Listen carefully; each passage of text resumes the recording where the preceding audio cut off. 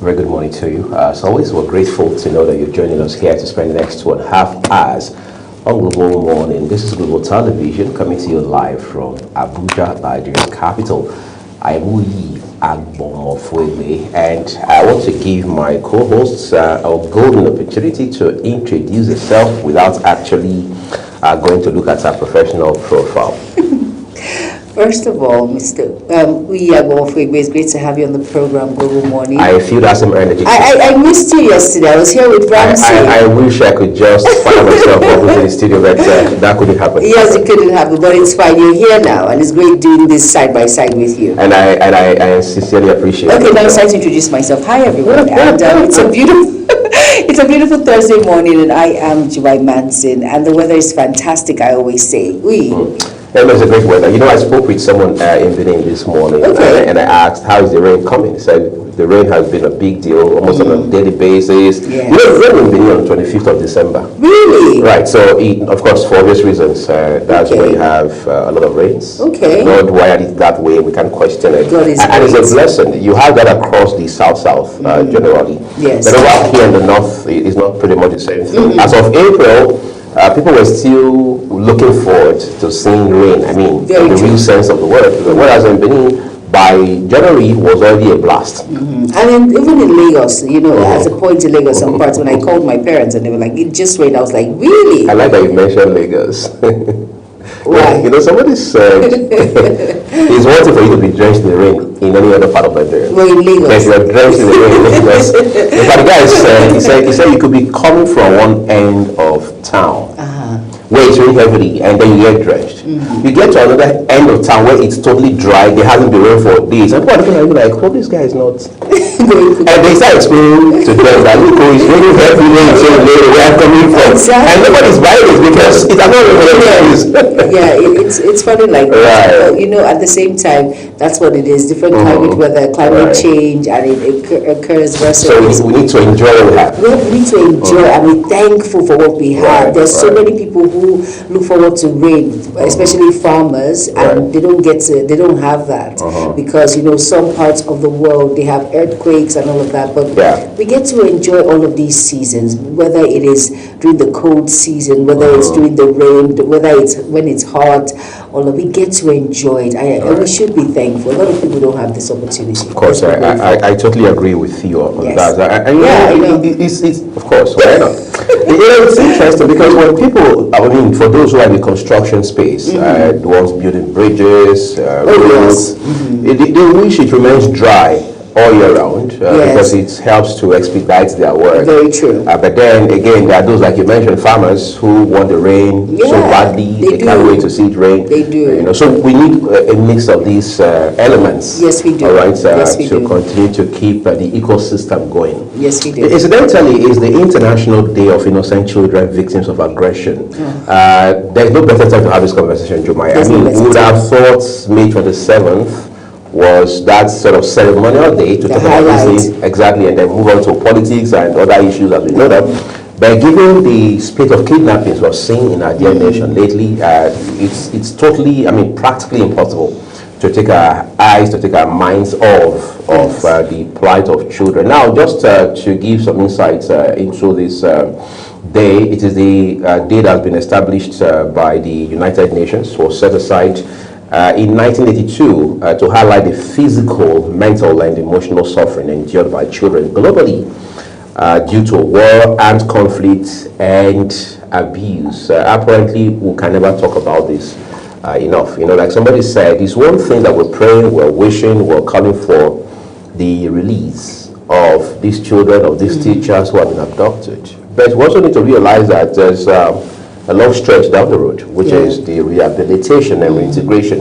You may say, well, they've just been away for less than 3 weeks. Why are we so bothered about rehabilitation and reintegration? You have no idea how 24 hours can cut people off from the life that they know. So by the time you try to bring them back to default, you'll be shocked you're dealing with a huge task. And so for these children, it's not a Nollywood script. No, it's a real life incident that's happening to them, and we must treat it as such. We must treat it as such. You know, that's why they say trauma. And we do not understand the toll in which this will take on that, especially the toddler that's amongst them. You might not like seeing a gun. It won't really dawn on the child because the child is so innocent, doesn't understand. But growing up, there's some particular behavior pattern the child might display, and it will be traced to being kidnapped and all of that. Most of those kids are going to be traumatic. The trauma associated with this is something that we don't even want to explain, because I think we should never ever know or understand what they're going through. And children are so vulnerable. I always say they're so innocent. You beat a child now, and the next child comes up to you, carry me. You see, that innocence is there. It's just unfortunate, but at the same time, this has come at the right time for us to throw more emphasis on how vulnerable these children are and how important they are in our society. They are the future of tomorrow, and it's very important that we give that particular recognition to our children. It doesn't matter. It's not just 3 weeks. An adult, although there's no one that's supposed to, it's not, you cannot understand the fact that anyone's in captivity. No one wants to be in captivity. No one wants to be kidnapped. But the fact that these are children, what do they do? They don't even have their life ahead of them. They're just trying to understand life or trying to get a balance. It's just unfortunate. We really quite sad, but we do hope that we're able to find a way around this, really from the side of government, because whether you like it or not, we can say yes, let's approach these as a people, as a society, as a community. But again, in this day and age, government is the superstructure. And speaking of which, we'll see how politicians have also jumped in on this, capitalizing on this very ugly, evil development, right, to push their own narratives. We've heard from the governor of Oyo State. This is eventually the state where this has happened. Most incidents of kidnap of children and teachers. We've also seen responses from the likes of Ayodele Fayose, former governor of Ekiti State. We've heard from Nyesom Wike, all right, talking plenty about all of these issues. But you see, for what has been clear the last few days, Jumai, for these men I've mentioned, this whole issue doesn't go past politics. Maybe it's just you and I and other public-spirited Nigerians that are seeing it from a purely humanitarian angle. For these gentlemen, it is politics, nothing more than that. Because no one is explaining, for example, how the governor of Oyo State keeps saying, well, I'm helpless, my hands are tied. All right, but in the middle of what you've been doing campaign, you've been sending your preferred candidate. Exactly. You've been talking about your presidential ambition. You've been hosting a festivity in that state, which is, I do not. I'm trying to fathom and understand. No, you can't. I'm sorry. I'm trying to. In a lifetime, you can't. I am even trying to say, okay, maybe he's doing this because of this, but I just cannot put it into my mind. I can't. These children are in your state, abducted by these criminal elements in the bush somewhere, and you are out there having a blast. Did you watch that particular festivity? I guess your question is, how angry were you when you watched it? I was like, are you kidding me? Are you kidding me? Do you know that with the sound of the music and all of that traditional stuff that went on, maybe in the bush these kids could hear, and for them, they believe that Nigeria has actually failed them. Right, it does. It's just unfortunate that you hold these meetings, you have this festivity, you come out and you say your hands are tied. When you got into that position, you swore to protect lives and property. So I am surprised. Like, I'm trying to understand, but really I can't. I just can't put the lines together. Like, what is going on? Like, I was speaking to a friend of mine who's a consultant, and he said, Juma, it's now a norm now. Imagine, look at the former Minister of Power, of course, his sister and twin children, kidnapped. Again, in Oyo State. It's a message. I don't know why people cannot just read. It's a message. As a man who resigned to go become governor of the state. Yes, exactly. So it is a message, and it's just unfortunate that these criminal elements are getting away with it. They, when I sat down and I watched various individuals talking about this kidnap and how the teacher, the principal, Oyedokun was beheaded. Teachers are not well paid. Right. We have a lacuna when it comes to the educational sector. Some of these teachers, because of the love they have for the children, they decide, especially in public schools. I won't say private because, of course, those are in private school. We know that they can afford it. Right. But the public school are where the individuals who practically cannot afford 3 square meals a day. And they have to put their kids in school because they want them to at least understand that light of education. That's so right. be in school. And these teachers are not working. And we all know that in Nigeria we have a big gap when it comes to the wide lacuna in the education sector. And these teachers, they're not well paid, but yet because some of them, because of the love, they're very passionate about these children. If I go, who will take them this mathematics as well as I can? These are like our future. It's just unfortunate. Teachers, how much are they paid? Come on, community school. Most of their parents can't even, some of them are farmers, some of them are civil servants, some of them are pensioners, some of them are retired, and of course pension isn't even steady. So it takes a toll. It's very, I'm just holding myself not to be emotional because I already made up my mind that I'm not gonna, all we can do is just pray for them. That's all we can do, and pray that God intervenes as soon as possible. Because with what we're seeing now, although there have been assurance from the government that we should be calm, everything is under control, but what's going on? Those are rhetorics. What's going on? You see, the former governor of Ekiti State, even though we know he doesn't see eye to eye now with the governor of Oyo State. Yes, he doesn't. Yeah, politically speaking.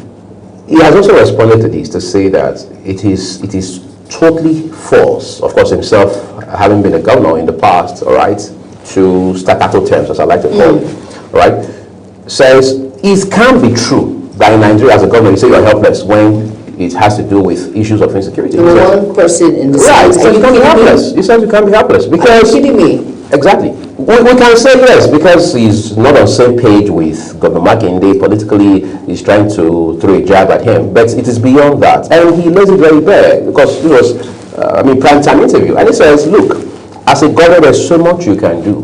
What it happened, was there an intel shared with you? What did you do with that intel? Supposing there was no intel, it happened all of a sudden, for example. What were the first steps you do as the chief executive of that? You don't want to escape from this issue of, I'm just here, figurehead, I don't have powers, no latitude. Exactly. All the powers are in Abuja, vested in the federal Exactly. government. I don't call the shots. Exactly. Just here. And you see, there's a part of that conversation I liked so much, for whatever it's worth, where the former governor of Ekiti State says, but you collect monthly security votes. Yes, you do. Right, but when it comes to that, you are the chief executive, you are in charge of security.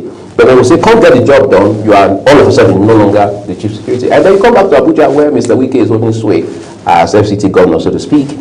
And he's saying that, look, why is Oyo State kidnapping becoming a big deal? After it's not the first time.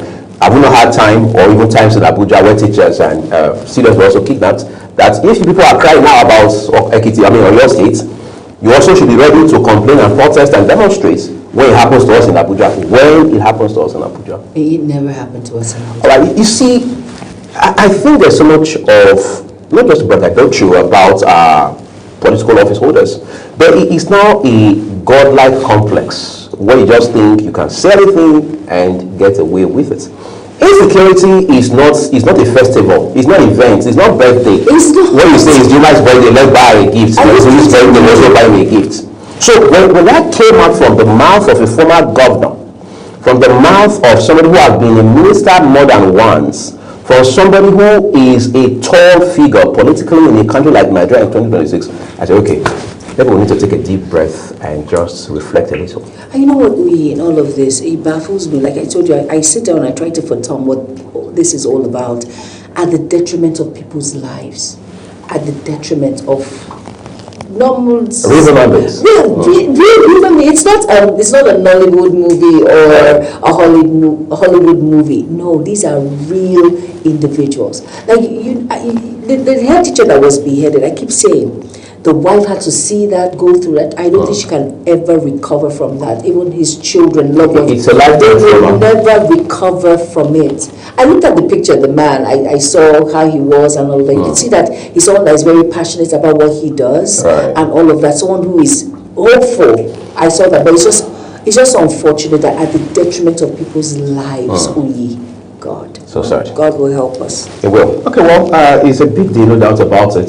Some piece of, if you like, good news coming out of Nigeria in light of insecurity. Again, you remember the war attacks in 2022, virtually 4 years down the line. Those were days when you had a blessed memory from our governor, Oluwarotimi Akeredolu, as the governor of that state, and it was an attack on the Catholic Church on a Sunday in Owo. Now, it was a very notable town in the state of Ondo. So 4 years down the line, we understand that 4 out of the 5 persons who had been arraigned in court for complicity, or if you like, involvement in that devilish act, have now been sentenced to death. All right, for many people, including the governor now, talking about Governor Lucky Aiyedatiwa, it's victory for not just Nigerians, but specifically for those who have been impacted one way or another by these attacks, and more so is justice being done to all the parties involved in all of this. So that's a, if you like, front and center in our conversation this morning, because security and lives and property is not negotiable, and as such, we're making it very pivotal in our lineup for you on the program this morning. I don't know if Juma is in a good mood to cook this morning, or at least give us an idea what we can have for breakfast by the time the dust settles. No, I never want to let the cat out of the bag. You should understand. Sure. We know your reputation. You know. But the thing is, I'm a bit hungry. So at about this point, let's quickly move to taste and texture segments, where we have breakfast ideas on something delicious to eat this morning. Up next is taste and texture. Stay tuned.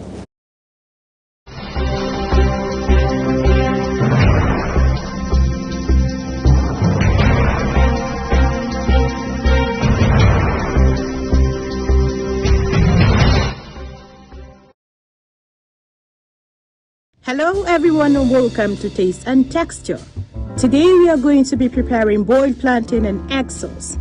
For the boiled plantain, we'll be needing the following: ripe fresh plantain, knife and clean pot, water. Here is the process of preparing boiled plantain. Wash and cut or dice your fresh ripe plantain into few pieces. In a clean pot, add your diced and washed ripe plantains. Add water, salt and cover to cook for a few minutes. Drop and drain the water, and then after a few minutes, peel the boiled plantain and set aside. For the egg sauce, we will be needing a few fresh pieces of raw eggs. In a clean bowl, break your raw eggs and whisk. Get your clean frying pan and add oil to fry. Add your pepper, mix, and stir for a few minutes. Then add Maggi and other seasoning of your choice. Then stir and add corned beef, optional. Also stir your already whisked eggs, and finally add parsley and stir it. Our boiled plantain and egg sauce is ready. And that's it on this episode of the show. I hope you will try this recipe at home. Join me again on Taste and Texture next time. I am Sadia Yakubu. See you again.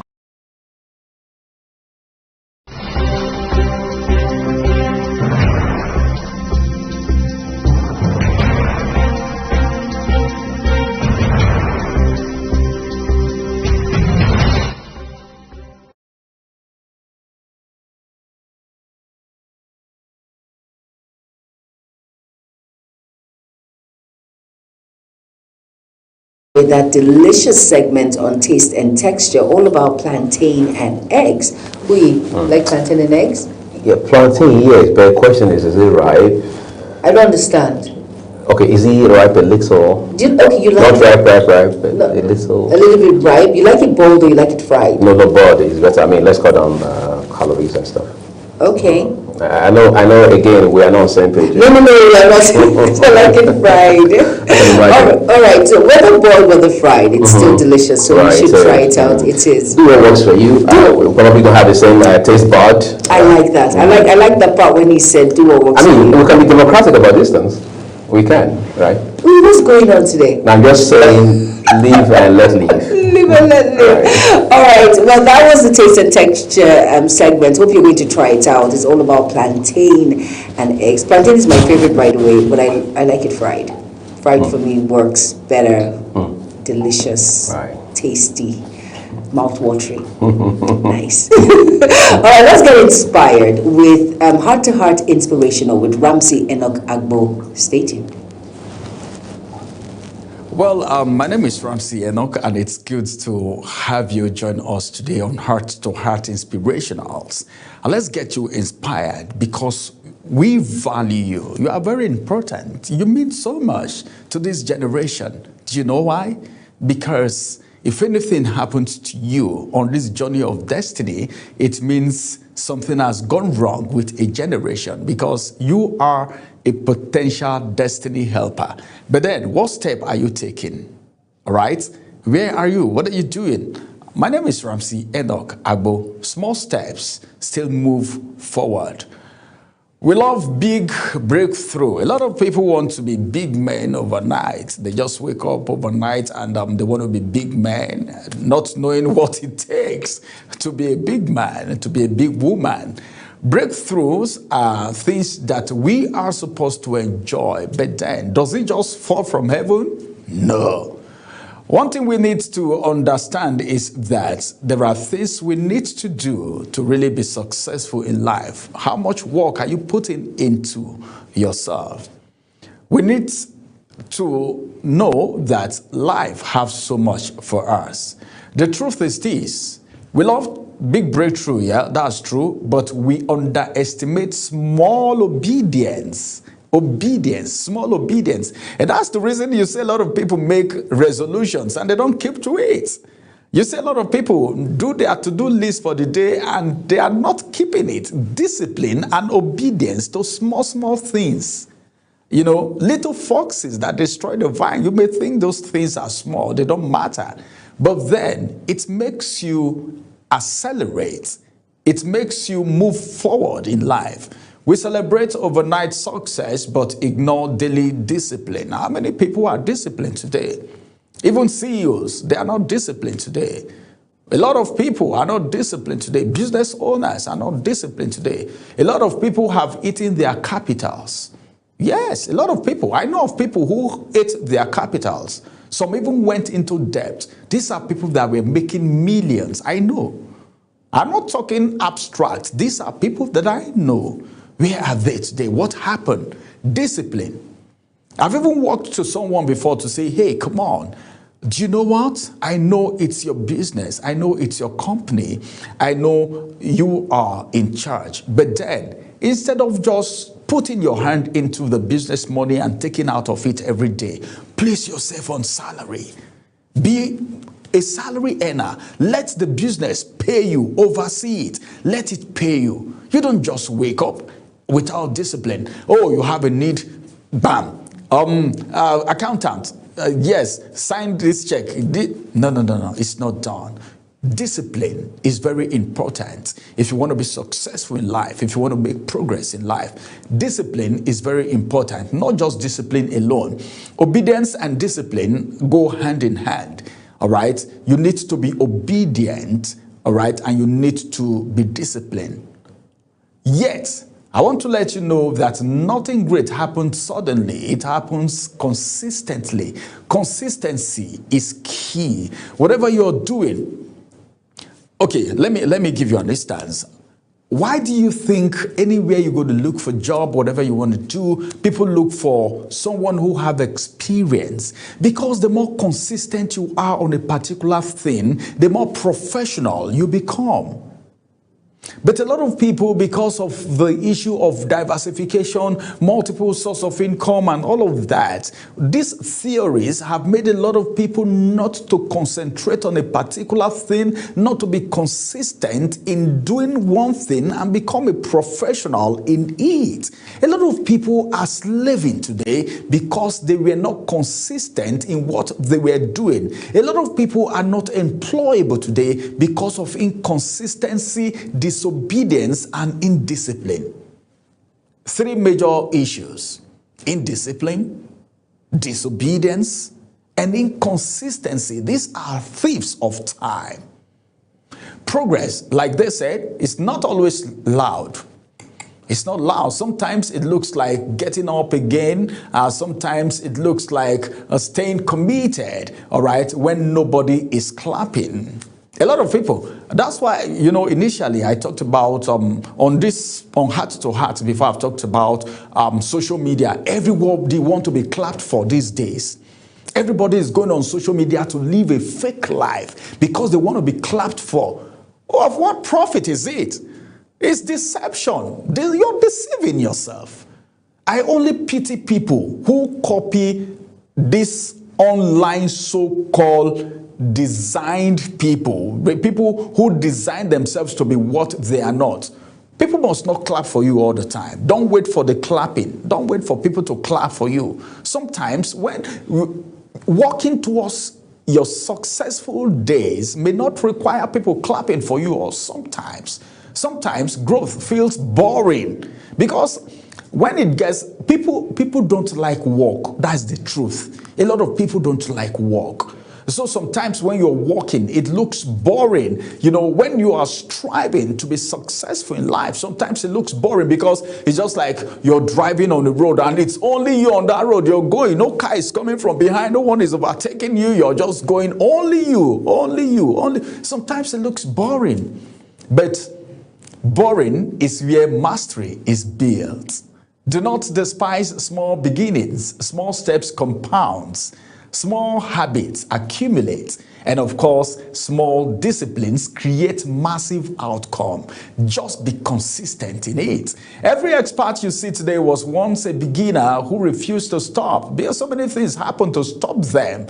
You know, when you're starting a business from the scratch, it is very difficult. If you are not consistent, disciplined, and obedient, you run away. Yes, of course. That period, that growing, that incubation period, if you're not careful, you run away. A lot of people have run away from businesses like that. Then when other people start doing it, and during that boring moment, that lonely moment, then when they come out successful, they say, well, why did I even leave that business? Because you were not consistent, disciplined, and of course obedient to the rules of the game. Success have a rule. It has a rule. Yes, you need to abide by the rules of the game before you become successful. Breakthrough don't just happen overnight. That kind of breakthrough that you're looking for doesn't last. Yes, a dribbling tap can fill a bucket over time. Don't you know? Provided there is consistency, it's dripping. All right, let me give an instance. For instance, you get to the hospital and they give someone drip, all right? There is drip on a patient in the hospital. You see the way it drops, pim, pim, pim. It will appear as if it's never going to get finished. But just give it a time.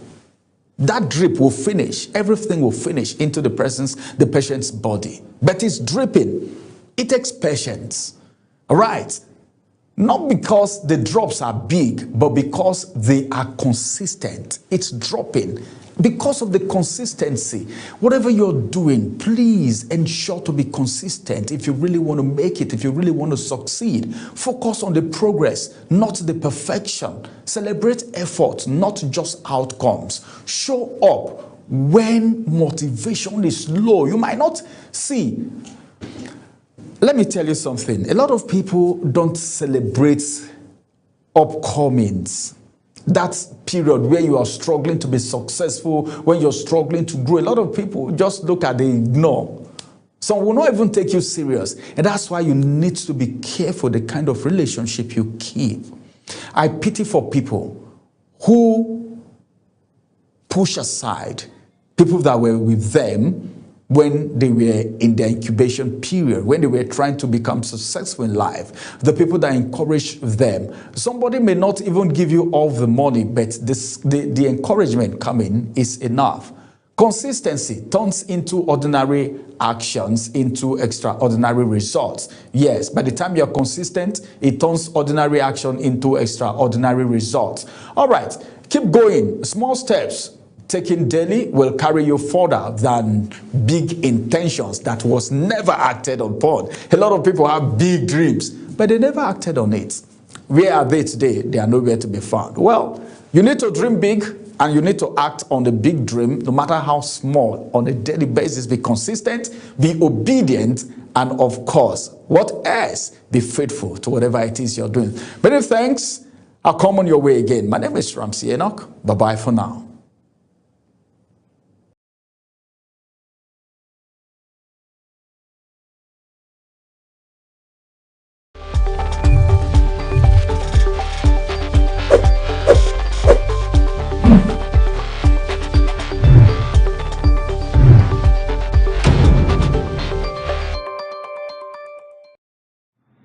Wake up with Global Morning, your daily guide to what's happening and making the rounds.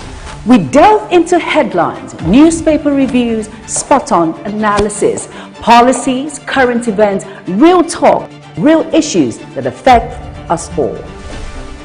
From the latest trends to the debates, every topic, every angle, Global Morning is where it all starts.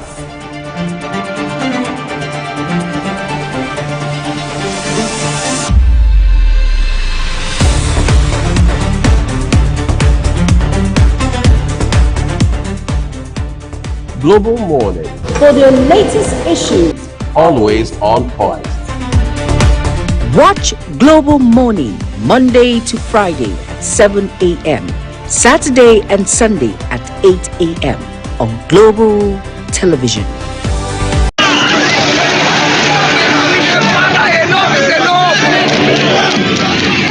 In an age of breaking news, you need a trusted source that prioritizes accurate, factual, and unbiased reporting. This is AM News, and I am Ubong Osoro. On Global Television, our news is rooted in verified and authoritative storytelling that keeps you educated, informed, and enlightened on all the issues that matter to you. I am Sadia Yakubu. This is Midday News. You can trust our multi-platform news broadcast real-time and fast-check stories for all the big local and foreign headlines round the clock. I am Ramsey Enoch Agbo. This is News Express. Our array of anchors delivers the news to our teeming viewers, breaking it down with context and perspective. This is News Cycle on Global Television. I am Anieti Patrick. And the flagship news is your hub for the day's most engaging stories. This is News Prime, and I am Jumai Manson. Did you miss any of our news rounds? No worries. Catch up at 10 p.m. and midnight, 7 days of the week. I am Mukhtar Kasim. Global TV is on DSTV channel 365 and Star Times channel 276. We're active across all social media platforms at Global TV NG. Global TV News, accurate and unbiased. I'm Uyi Agmofwebe.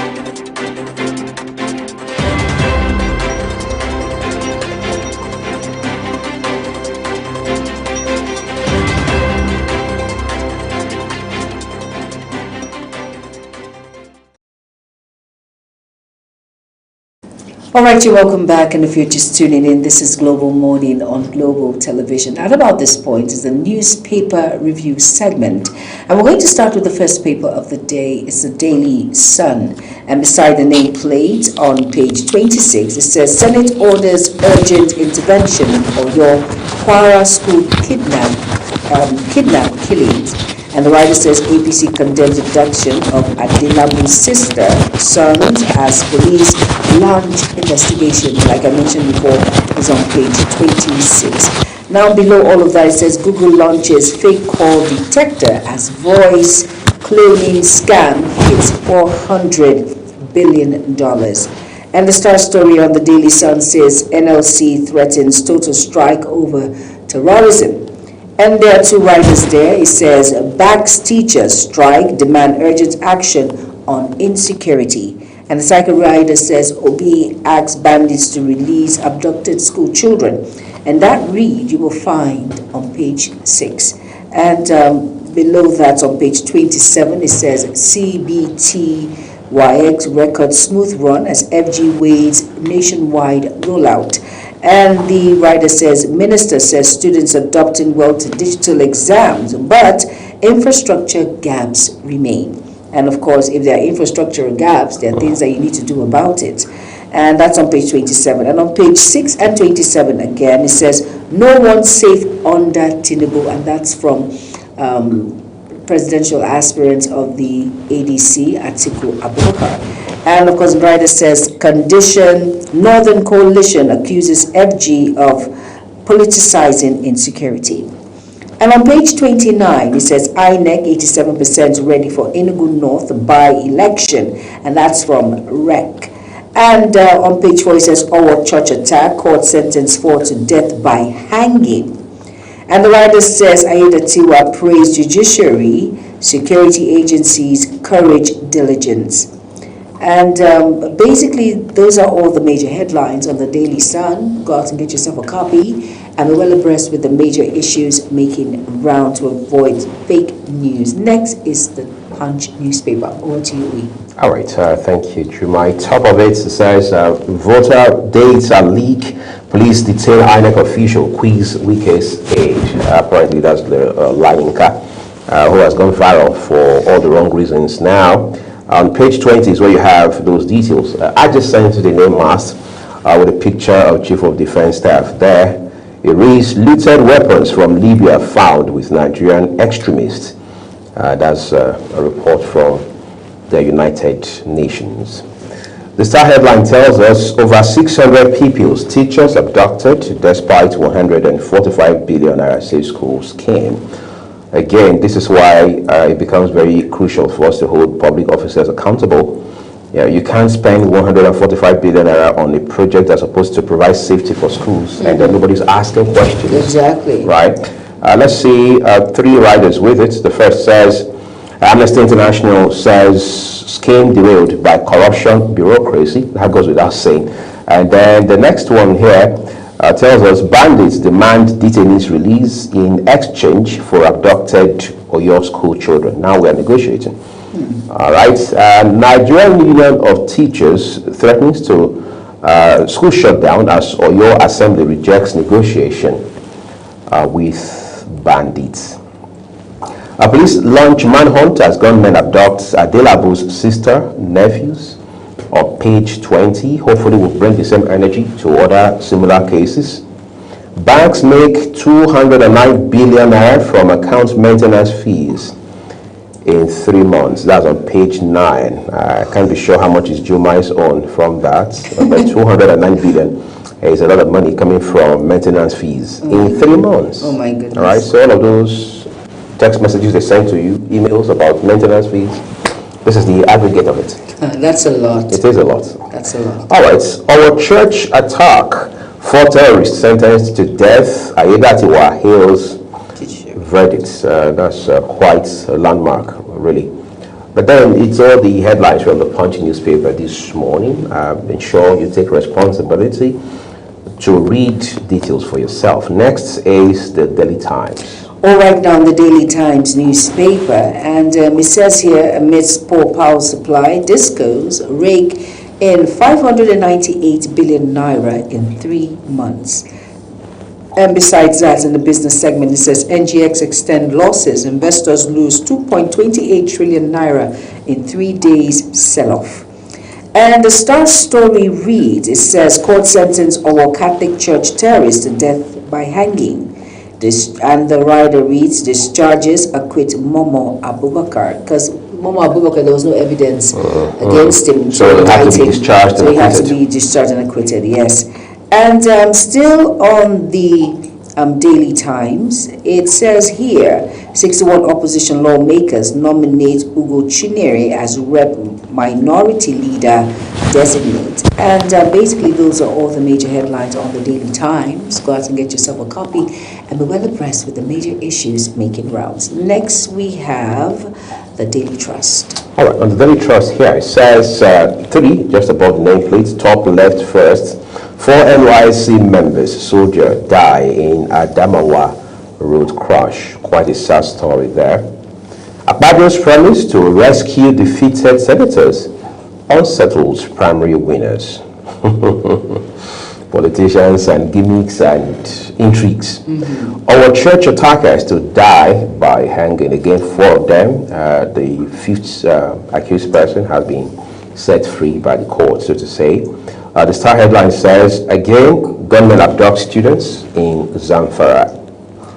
Nigerians turn to charcoal, firewood as cooking gas price skyrockets. And we're hearing as high as 1,800 per kilogram. Some people say in their area as high as 2,000. Yes, so it just varies exactly from place to place. So it's a location-sensitive pricing. Yes, it is. That we're seeing at this point in time. Not so much headlines from the Daily Trust. So read of details from these few ones that you have as we now take a look at the business day.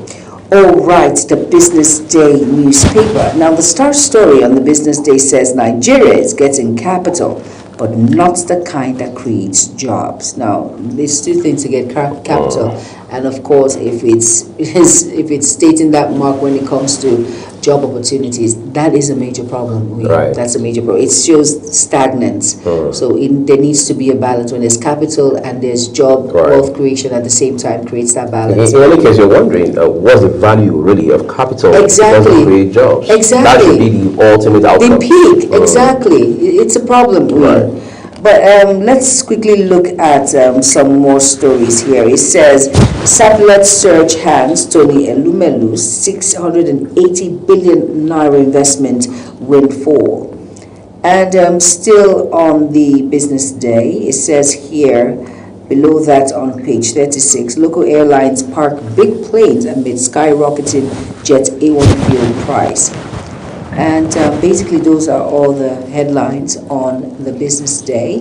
Call to get yourself a copy and be well informed with major issues making rounds. Next, we have the Vanguard.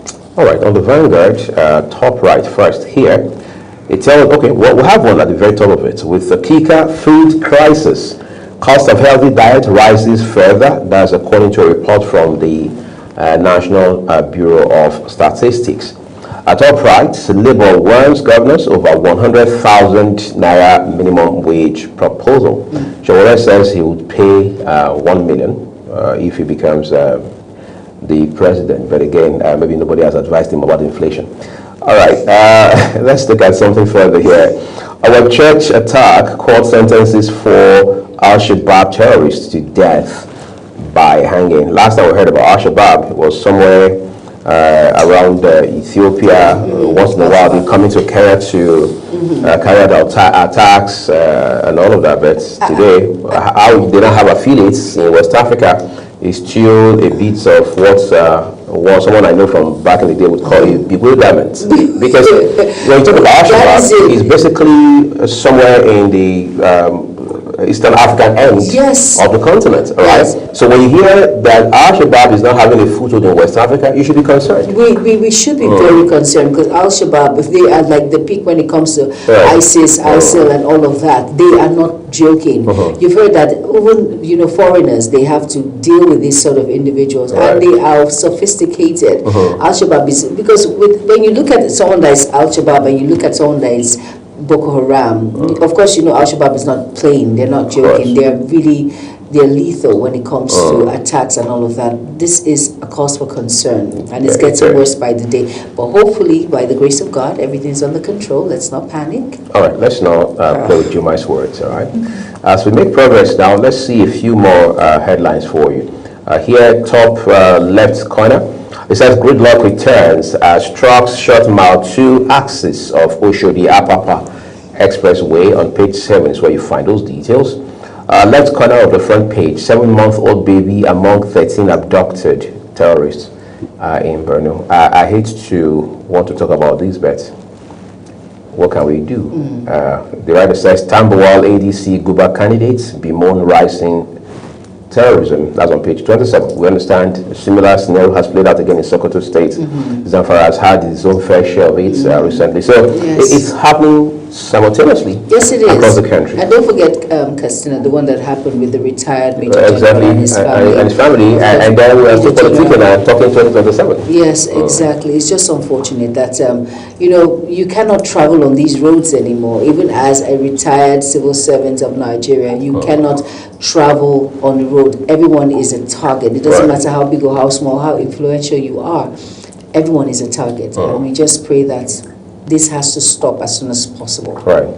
Well, let's take a look at something else for you. 2027, I endorse Obi, but still supports Tinubu's policies. That's Omo Agege. It was on live television yesterday, talking about all of these issues, saying that he left the party because he wanted a place where he could continue to conveniently and comfortably support Tinubu. But obviously he has issues within the party, and he says continually that, look, I'm a member of the ADC, and as such, I'm endorsing Obi. I believe in Tinubu's policies, and Obi believes in his policies, but the implementation of those policies is where the real issue lies, and as such, I'm putting my weight behind Obi to not only win and become the president, but to also support him going forward into his presidency. Of course, these are those details on page 12 for perspective and context, all right?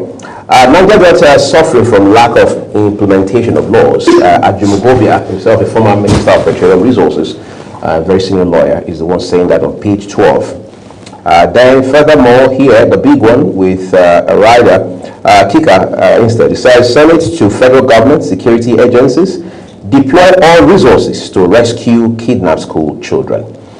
You have at least a dozen or half a dozen riders with that story. Basically, the details are on page 5, which we highly recommend that you read up for yourself. All right. Government kidnapped ex-minister Adelabu's sister, twin children. And then, as always, the Vanguard has columns you should read: Olufashon, Kechuku, Amechi, and Law. All of these are features in today's issue of the Guardian, Vanguard newspaper. But the one that caught my eye really is the one at the very top: food crisis, cost of healthy diet rises further. That's what every Nigerian can relate with: food. Yes, right? Of course. But these are all your headlines. Next, we're looking at the Nigerian Tribune. All right, now the Nigerian Tribune, above the nameplate here on page 24 and 25, it says troops kill 50 terrorists, top ISWAP commander in northeast. And the writer says weapons looted during Libyan conflict found with extremist group in Nigeria, and that's from the United Nations. And this report, and of course we see the defense minister, another person in that, Christopher Musa there. And it says WHO reports 344 Ebola cases, 60 deaths in DR Congo, warns of major response challenges, and that's on page 15.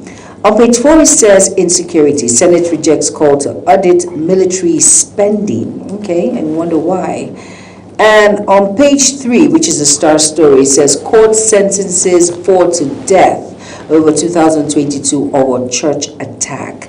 And for many would have thought, before I read the writer, many would have thought that this is a forgotten issue, forgotten case, but thank God that means justice must and will be served. As I say, the will of justice may turn slow, but it does return. Yes, it does. Yes, it does. And it says judgment, a major step towards justice, closure, yes, for victims. Ayedetiwa, justice finally served, or lower. And here it says the inside, the road to justice, that's on page 3. ADC leadership crisis, court shifts Nafiu Bala Gombe's suits to June 8th, and that read is on page 15. And on page 6 it says vandals destroy TCN's 330 kV Aperlafia transmission lines. Wow. And the health column on the Nigerian Tribune says here, it says global mental disorder cases near 1.2 billion naira overtake cancer, heart disease in disability burden, and that's from study. And then it says gunmen strike in Ibadan, Ogbomosho, and that's on page 20. And it says abduct Adelabu's sister, her twin sons in Ibadan. Cut away arms, ammunitions at immigration office in Oshobo. And at the foot of the paper, it says African can raise $469 billion annual revenue without raising statutory tax rates, and that's from AFDB, and that's on page 6. And basically, these are all the major headlines making rounds on the Nigerian Tribune. Go out and get yourself a copy, and be well informed with the major issues making rounds. All right, let's take a look at the last one here for you. This day newspaper is the next port of call. It says buoyed by portfolio inflows, capital importation increases to $10.37 billion in first quarter, has 4 riders with it.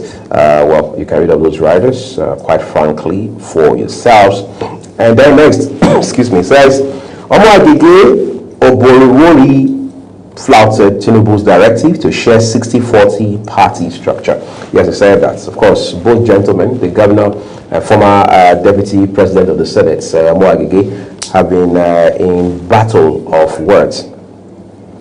Tinubu felicitates Jimoh Ibrahim on election as chair of UN Budget and Administration Committee.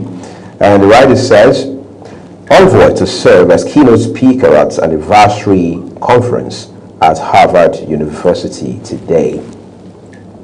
The big one, Senate's abductions in schools, communities alarming, demands FG action to rescue Oyo victims. 6 military offensive in Kwara as Woro victims.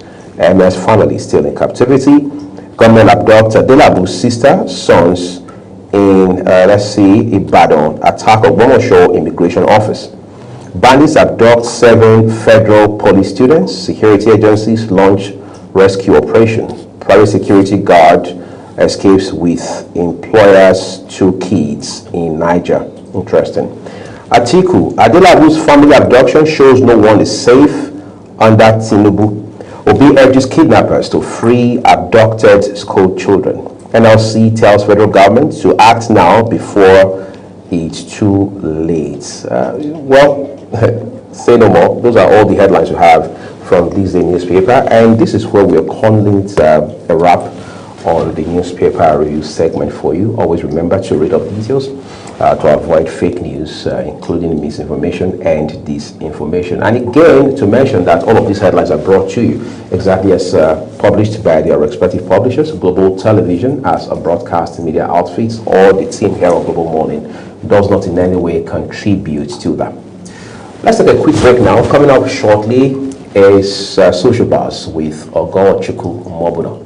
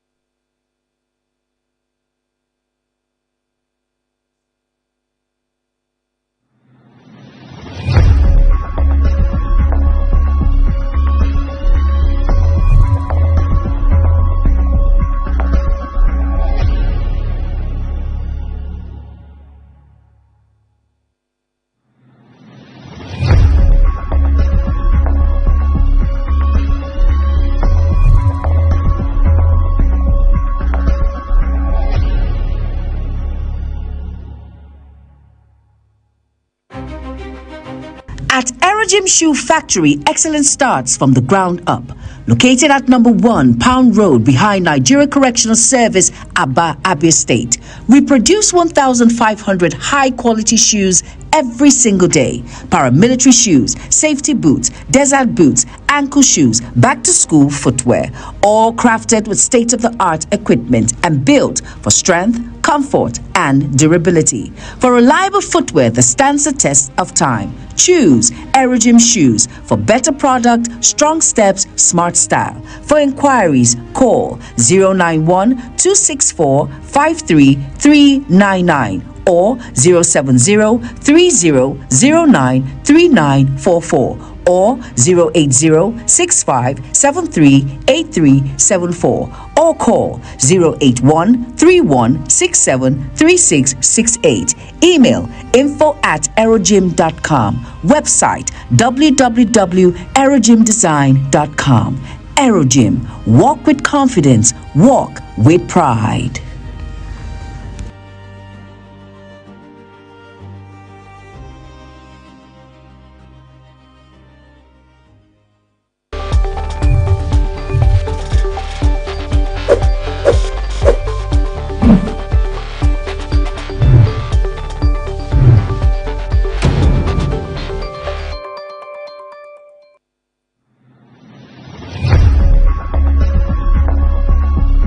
Wake up with Global Morning, your daily guide to what's happening and making the rounds. We delve into headlines, newspaper reviews, spot-on analysis, policies, current events, real talk, real issues that affect us all. From the latest trends to the debate, every topic, every angle, Global Morning is where it all starts.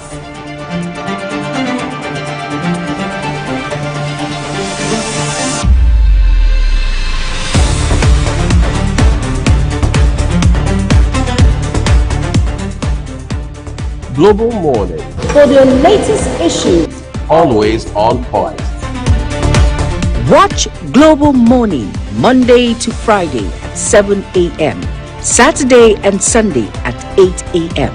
on Global Television.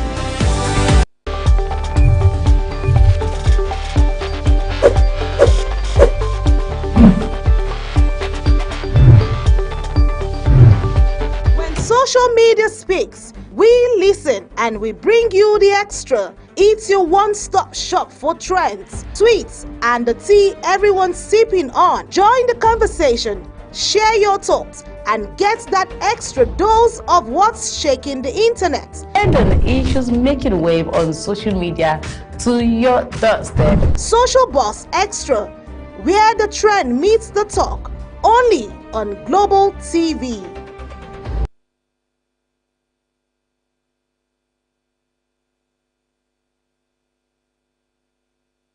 Good morning, Nigerians and viewers around the world. It's time to look at buzzing issues making rounds on social media. Today we're looking at the kidnap of the ex-minister's sister, Adelabu's sister, and children in Ibadan.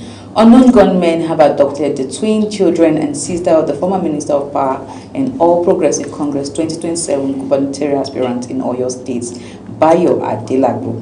According to reports, the abductions occurred in the challenge area of Ibadan, Southwest local government area of the state on Wednesday, June 3rd. Confirming the incident, one of the media aides to Adelabu, Femi Awogboro, said Adelabu's younger sister, together with her twin Peter and Paul, were kidnapped in the morning hours of Wednesday by unknown gunmen at Elewura Challenge, Ibadan. The family members were going out this morning from Elewura to link the express when they were attacked and whisked away by the unknown kidnappers. This abduction comes weeks after suspected terrorists carried out a coordinated attack at Ahoro Isiele in Orire local government area of the state, abducting over 45 pupils and their teachers. Let's take a look at that video.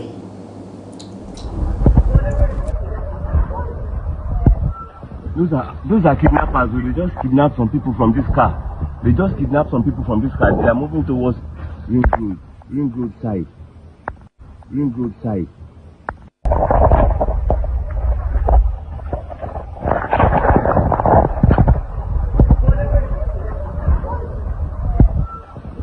Those are kidnappers. They just kidnapped some people from this car. They are moving towards Ring Road side.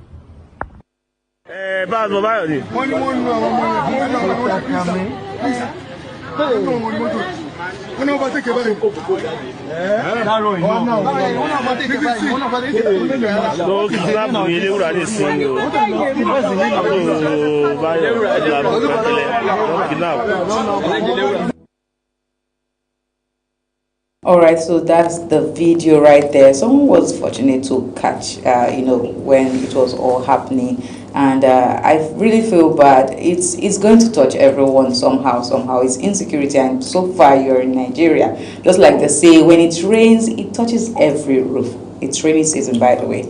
Well, let's take a look at some comments from social media as regards this topic. And the first comment is coming from Adedotun Max. And Max says, what if this is staged to play pity cards, trying to make us feel like they are also facing what the poor masses are facing? It's so unfortunate that most persons don't even believe in government anymore. Well, second comment is coming from Shocking Boss Stress. And Boss Stress says, no consequence for the act, no show of dominance by government over such crime. Bandits are showing off wads of cash with no punishment. Tell me how criminals in town won't begin to go into it. All right. Thank you, Boss Stress. And it says, share wahala not too much. Thank you. The last comment for this topic is coming from V. Michaels. And V. Michaels says, I just hope this is not a calculated effort to divert our attention from the real victim, because this country doesn't cease to amaze me. Thank you, everyone who dropped their comment concerning this topic. We're still on insecurity. We've been talking about insecurity for a long time, and this one is in Ibadan, the Oyo State capital. So let's talk about this issue. It's just happened a few weeks ago where some students, pupils, including teachers, were abducted, and now we are seeing the former Minister of Power, Adelabu's sister and children being adopted in Ibadan. It's so much. It's a lot to talk about, honestly. Well, I'm not alone in the studio. I have with me Uyi Agumofwebe. Good morning, Uyi. So much to say this morning. But again, good morning. Good to see you, Gajika. All right, good to see you. The week is almost fast spent. We're almost at the weekend, and we keep talking about the same thing. We've been talking about insecurity since Monday. We talked about the children that were kidnapped in Oyo State, and right now this is Ibadan, the former Minister of Power's sister. It is, it's actually close to everyone. Everyone. I said this yesterday in my show. I said everybody, whether you think, oh, it's happening in Ibadan, I'm in Lagos, so it's not going to happen in Lagos. My dear, it's happening everywhere. So the faster we actually act on it, the better for us. But just like one comment said, since there is no punishment for criminal activities like this, we let it slide. It has been happening for a very long time. We saw the Chibok girls being kidnapped, and some of them are yet to be found. No punishment, So what makes you think that indigenes won't take this up as a creative or lucrative business, honestly? So that's what we're seeing right now, because who knows if these persons are the normal Fulani headers we used to talk about, or the bandits we hear about, or just indigenes trying to make money out of people. You understand? So what do you think about this? Because so many persons don't even believe the story. Okay, quite frankly, it's a sad place we're in right now, because if we are coming to a place or a point where we can theorize that, who knows, maybe this is just stage managed to drive a certain kind of narrative, or maybe even essentially give the impression that we are all in this together. One touches all, nobody is really safe, we're all vulnerable and what have you. It's pitiable, it's sad, it's pathetic, because it just shows that we have come to an all-time low, really. And again, a clear indication that government is overwhelmed. Because there are two ways to look at this. When you follow the trajectory of attacks in the last couple of weeks, one conclusion you can come to is to say government feels overwhelmed, and government is at its wit's end, so to say. Another would be that government is just like a desical about it. Now, either way is dangerous. Dangerous because, first of all, this is a country of over 200 million people. This is a country that is independent and sovereign. This is a country that ordinarily has the resources, has the manpower to deal with issues of this nature. However, there are many things at stake. First of all, this is an electionary year. And as such, for politicians, regardless of the rhetorics that they are advancing, elections come first. So if you listen to Governor Seyi Makinde, if you listen to FCC Minister Nyesom Wike, you realize that all they are doing in the middle of all of this, and shamefully so, is politicking. I mean, both gentlemen have been very clear about where they stand on all of this. So it's not so much about what they want you to believe or what they want you to think or where they stand. It's about what they actually believe. In fact, these people have their eye on 2027. For them, even, they feel bad that this is distracting them from that ambition. So Makinde, the governor of your state, where this very recent one happened, is running to become president of Nigeria, right? And he has his own preferred candidates for governorship, someone to succeed him as the governor of Oyo State. And he has several other interests, whether National Assembly or State House of Assembly. So he has a lot on his plate. In fact, we can say his plate is spilling over, politically speaking. But then the man suddenly realizes that this has happened in his state, it has happened by extension to him. But you see, this issue of Adelabu's sister and her children is a sad incident. It's embarrassing, it's shameful. So the question of whether it was staged or not is secondary. The important thing is, how do you drop the bar so low that we're not having these kind of mediocre conversations about who is staging what? And like you mentioned, kidnapping has become a commercial venture. If you look at the numbers as to how much Nigeria loses by way of ransom payments, you'll be shocked. Before now, I remember as far back as 2009, 2010, you would hear even up to 2012 or 2015 even, you would hear police say, we rescued the victim unharmed, unhurt, unconditionally, but the kobo was paid. But when last did you hear the police say that? Whether the the police public relations or the force public relations officer or the ones at the command, the police don't say that anymore. All you now hear is that we have rescued the victims, we have been able to reintegrate them with their families. So all of the monies that these families, these loved ones pay on behalf of those who have been kidnapped, where do they go to? All right, can we not track these monies? Do we not have an idea, no intel whatsoever? Lastly, again, last night before bedtime, I saw a picture of bandits displaying wads of naira all over the place. I mean, this is money obviously realized from ransom payments. Of course. Are we still saying we do not know where these people are, or is it a question of we really are not so particular about where they are? Because we know in this country that there are people who have insulted public office holders, whether the president or a governor somewhere.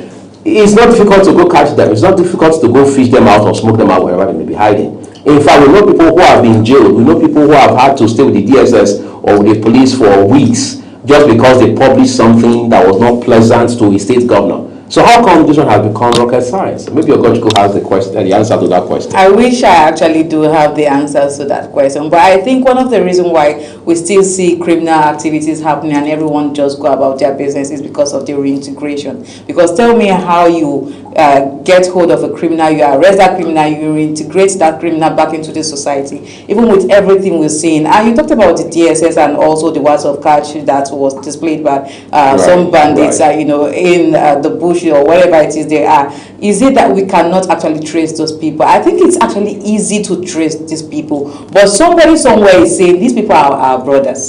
We cannot hurt them. That is one sad thing that I've heard all my life that I cannot even get away from my head. And this someone that we are supposed to trust is telling you these people are brothers, that one of us, we cannot do anything to them, we cannot hurt them. I fear for this country. Because when you say we are sitting on on a keg of gunpowder, that's the way it is right now, and it's going to explode anytime soon. Because when I saw that catch, I also saw that video, and when I saw it, I told myself, I said, these people are ready, and if anything is going to happen, my dear, I fear for our military, because I don't think they have this capacity. They might have the numbers, but do they even have these ammunition to fight these people back?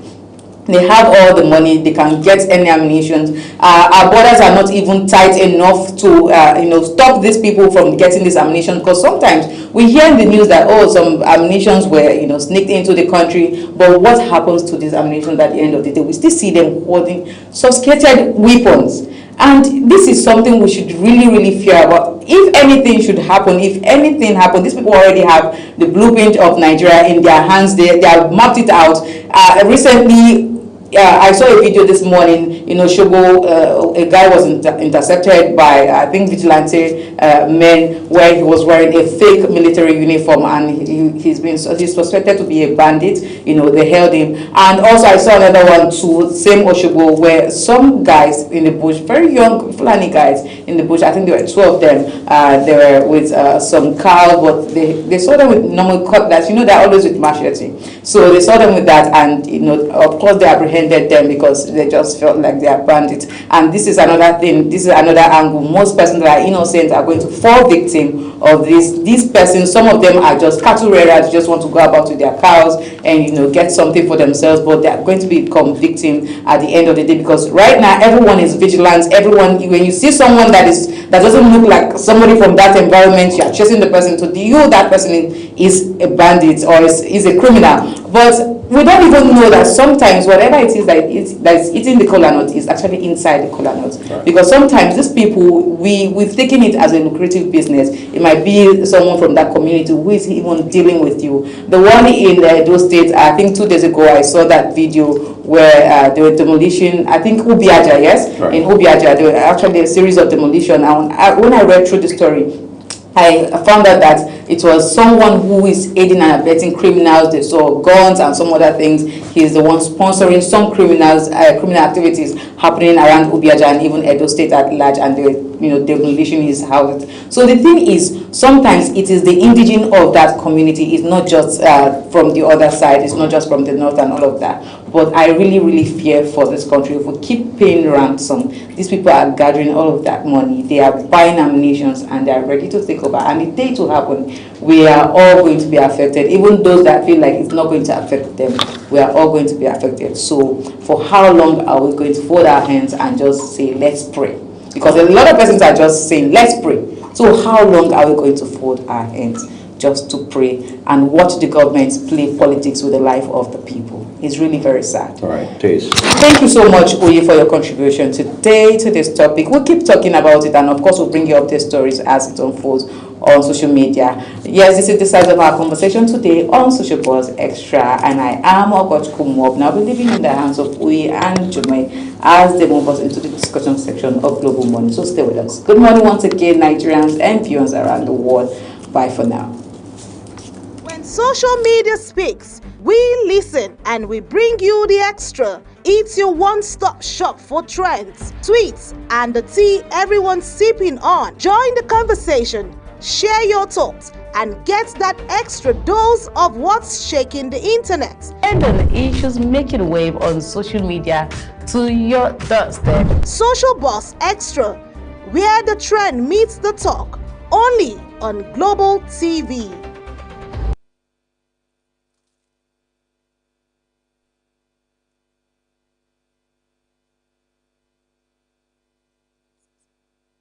Wake up with Global Morning, your daily guide to what's happening and making the rounds.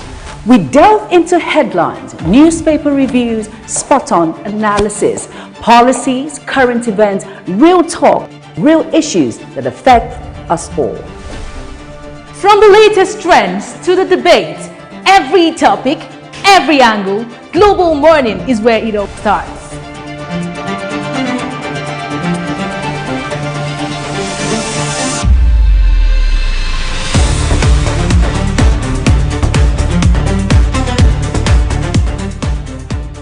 Global Morning, For the latest issues, always on point. Watch Global Morning Monday to Friday at 7 a.m. Saturday and Sunday at 8 a.m.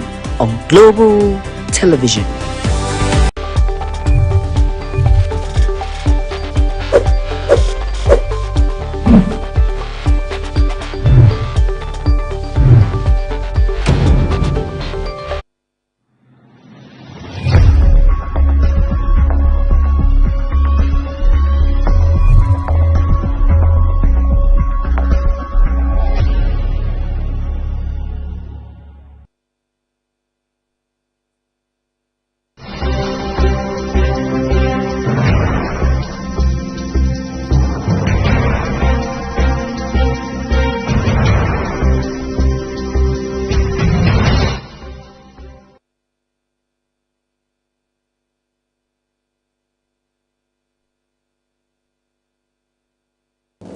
Well, thank you so very much for staying with us. Of course, what you just heard Ogochukwu talk about is no different from what Juma and I have spent the last 1 hour or so talking about as well on the program this morning. Besides, it's very as it were, crucial to our conversations on the program this morning, the issue of insecurity. And like I mentioned, if we have come to a point where we don't have to debate whether or not a particular attack, right, is staged or stage managed, that means things are even far worse than we readily imagine. But the question has remained, is there any chance that Nigeria can win the war against insecurity? The second question is, are we doing enough? Because it's debatable when you say government is doing something about it, government is not doing something about it. But the question is, what exactly are you doing? It's pretty much like a child in primary school.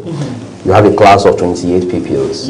You come 15th in that class, which means you only are ahead of 13 pupils, right? You won't say that child is not working. That child is working. Yes. But the question is, are they working hard? The question is, are they working hard enough? How is it that in a class of 28 pupils, you came 15th? What happened, like my mom would ask, between first and fifth? Could you have done something extra? Could you have done something better? Could you have done something more? I think that's where we are with the government right now. And we must continue to interrogate what we spend by way of defense. Defense collects more than education in Nigeria. Yes. Every year. It's been a tradition for decades. Defense collects more than infrastructure, gets more than health. Education. So, exactly, and we are asking the Minister of Health, why don't we have this and that? Why are hospitals not up and running? Why don't we have robust facilities? Why don't we have facilities or healthcare services that meet with the demands of today? We are asking, why don't we have bridges, flyovers, and good roads and things like that? How is it that nobody is asking? All the money we put into defense, all the money we put into military, where is it going to? Because whether you like it or not, it's business. We buy ammunition. No country gives you ammunition for free. Not Jumai, she's my first cousin. Nobody does that. So it means you're paying for it.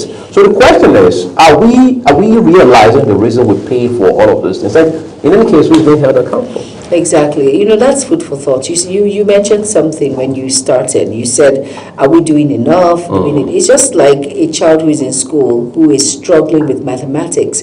You need extra moral lessons. Right. And at this point, we need external hands. We need individuals who can help us fight insecurity. Because at this point, I don't think we can. It's just me, my own opinion, as Jumai Rekia man said. I don't think we can win the war of insecurity alone. No, we need external interventions to come and help us nip this particular issue in the bud, because it has stagnant for so long. And right now, it's out of our hands. For the number one individual of the state to tell you that his hands are tied, it speaks a lot of volume. It speaks a lot. You just have to read between the lines. And it's very detrimental to our lives at this point, because these miscreants are getting away with kidnappings, they're getting away with killings, they're getting away with abduction, they're getting away with all of these criminalities. And what can we do? We seem helpless. Yesterday, Dr. Amara, she said something. She said, we seem helpless at this. I mean, day for yesterday, pardon me. She said, it seems that we are helpless because we can only fold our arms and just pray. There is nothing we can do, because when it comes to weapons, these individuals are more sophisticated than us. When it comes to networking, they are more sophisticated than us. When it comes to mapping, monitoring, they do all of that. They are individuals in their own right. Will I say professionals in their own right when it comes to these issues of carrying out targets and, of course, their victims. So it's a major concern. It's a major issue. And with the way it's ongoing at this point in various states, from Ibadan to Katsina, from Katsina to Zamfara, from Zamfara to Benue, from Benue to Jos, from Jos to Kogi, it is enough, and it is scary to say. There was a boss of ours said something like the only two areas that you can say is safe in Nigeria, you can technically say, is Abuja and Lagos, because we have all our heads of state, we have governors, senators, rep members, they are all here. No one goes to their own constituents to see what is happening. They are all here in Abuja. So here it is safe. And then in Lagos, because we have a lot going on, because you understand, I don't want to go into much words about that, but out of 36 states, now that is a big cause of concern. It's an issue. that now individuals cannot sleep with two eyes closed. It's not, back in the day we would say, oh, it's in the north, it's happening in the northeast, our soldiers are there. But most of these soldiers, they do not have enough weapons. I can tell you that for free. Most of these soldiers, many of them are missing in action. Many of them are being held in captivity. We've seen retired military generals. We've seen brigadier generals who have been killed. So you can imagine these sorts of informers these individuals have living within us. And you know the worst part of it all, I was speaking to Ramsey yesterday and I said, when these miscreants come out to, you know, when they come out to perform this heinous act, it's a long planning.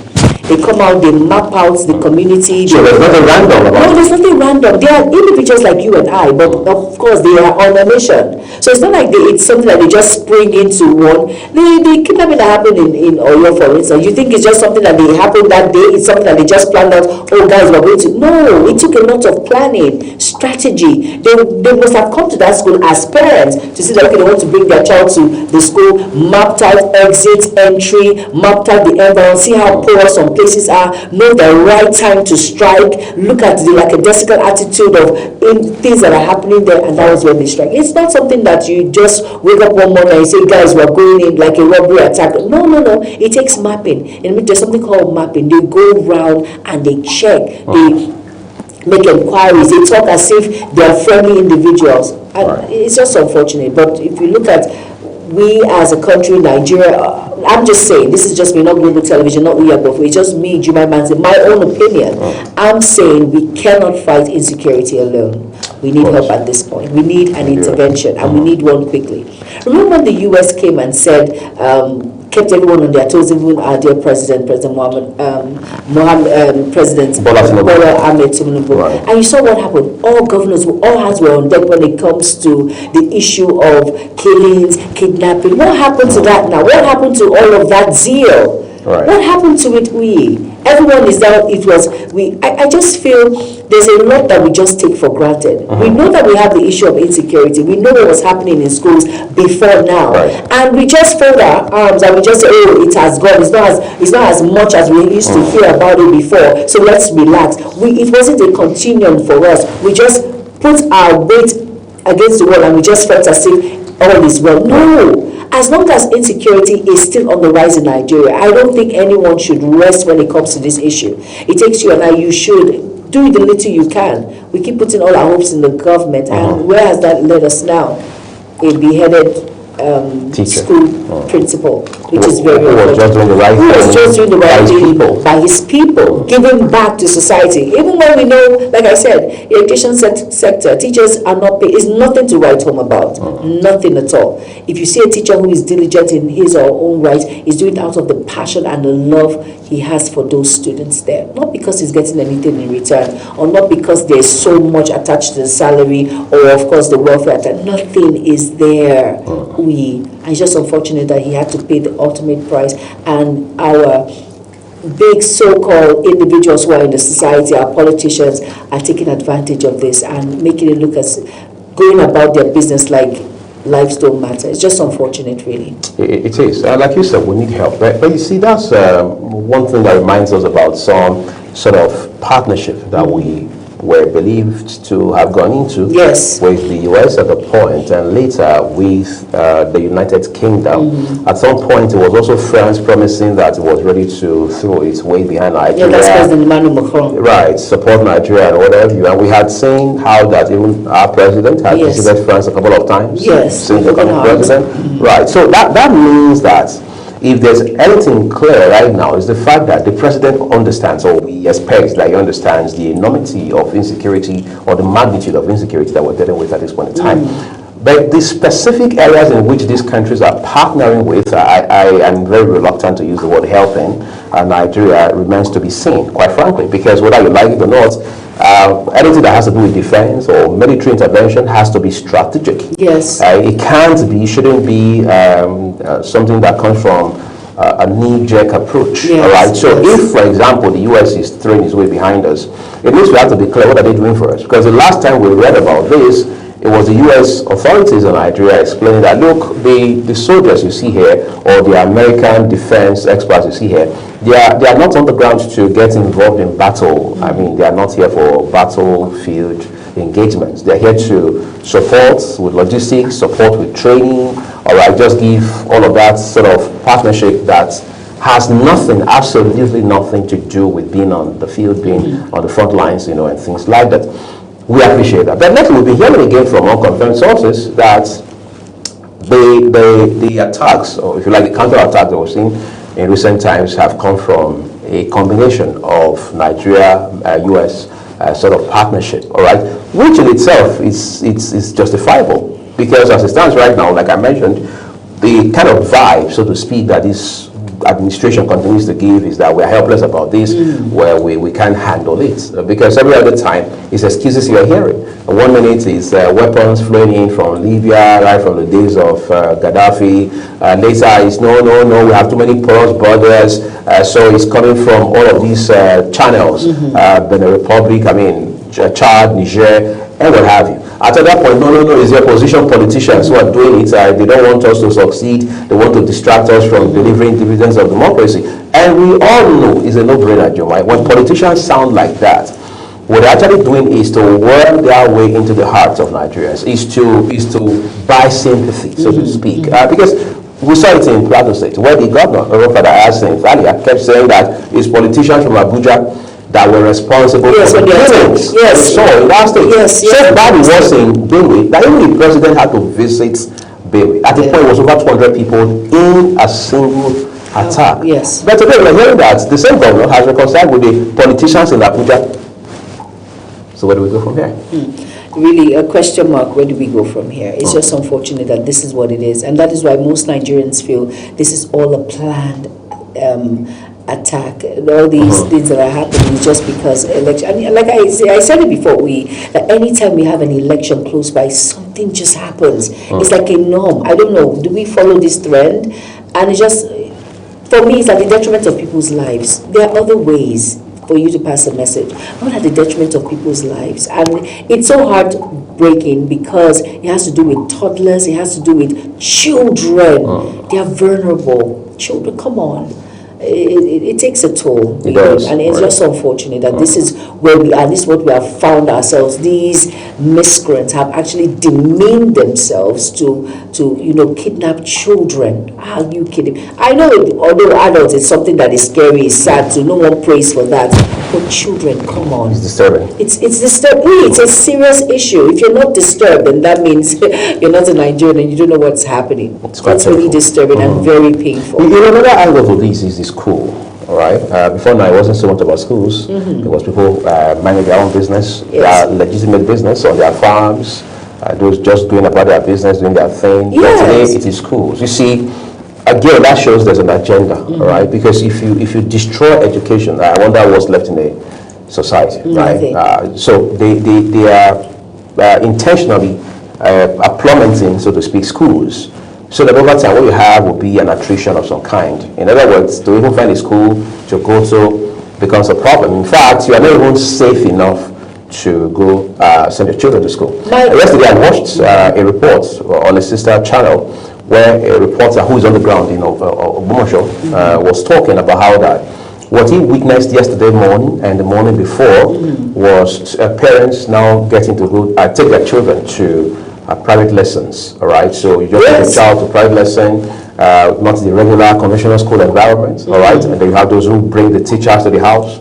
Just to ensure the children keep up. And what makes it even more complicated, Joe, is the fact that this is the season, the period of Western Final Examination certificates. Exactly. It shows that there's an agenda around this. There is a strategy that is being employed to make this happen. Of course, I have family friends in Ibadan, individuals who are in Ibadan, and I even made a call this morning. I said, how is the situation? It's like, well, although it's in the bush and all of that, but still, all public schools as we speak in town, they've closed down, and private school owners, they have little kids and they were like, they're not going to school today.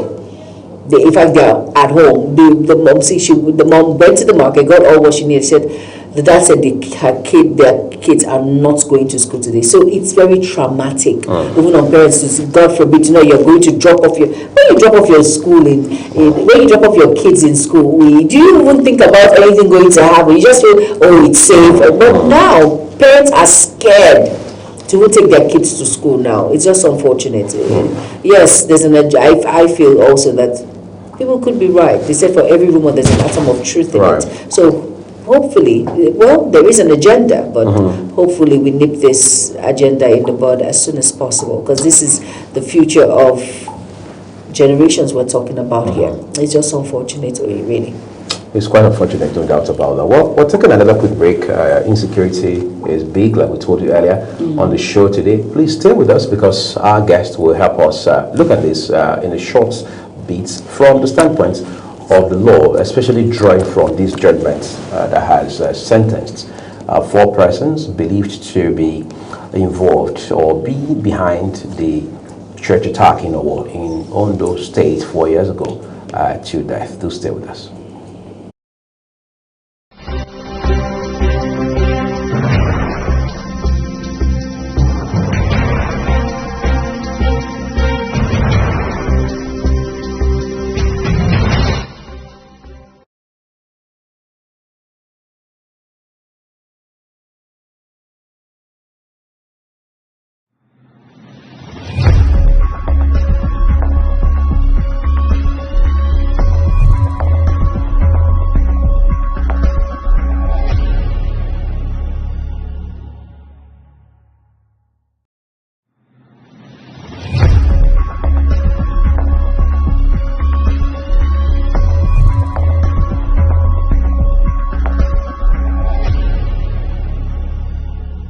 At Witchtech Cables, we don't just make cables, we deliver excellence. Our products are built with advanced technology, trusted for their unmatched quality and durability. With a wide range of cables, swift delivery, and continuous innovation, we stay ahead of the market demand. We are proudly Nigerian, fully indigenous, yet world-class. Backed by a professional team, strong technical support, and a deep commitment to customer satisfaction. Witchtech Cables is more than a brand, it's a promise. Witchtech Cables, quality cables better than the best.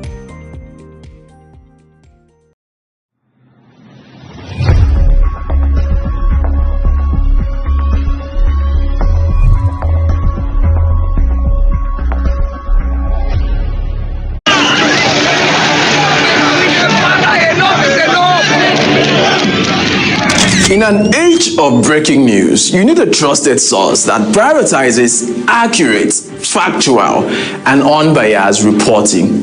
This is AM News, and I am Ubong Usoro. On global television, our news is rooted in verified and authoritative storytelling that keeps you educated, informed, and enlightened on all the issues that matter to you. I am Sadia Yakubu. This is Midday News. You can trust our multi-platform news broadcast, real-time and fast-check stories for all the big local and foreign headlines round the clock. I am Ramsey Enoch Agbo. This is News Express. Our array of anchors delivers the news to our teeming viewers, breaking it down with context and perspective. This is News Cycle on Global Television. I am Anieti Patrick. And the flagship news is your hub for the day's most engaging stories. This is News Prime, and I am Jumai Manson. Did you miss any of our news rounds? No worries. Catch up at 10 p.m. and midnight, 7 days of the week. I am Mukhtar Kasim. Global TV is on DSTV channel 365 and Star Times channel 276. We're active across all social media platforms at Global TV NG. Global TV News, accurate and unbiased. I'm Uyi Agmofwebe.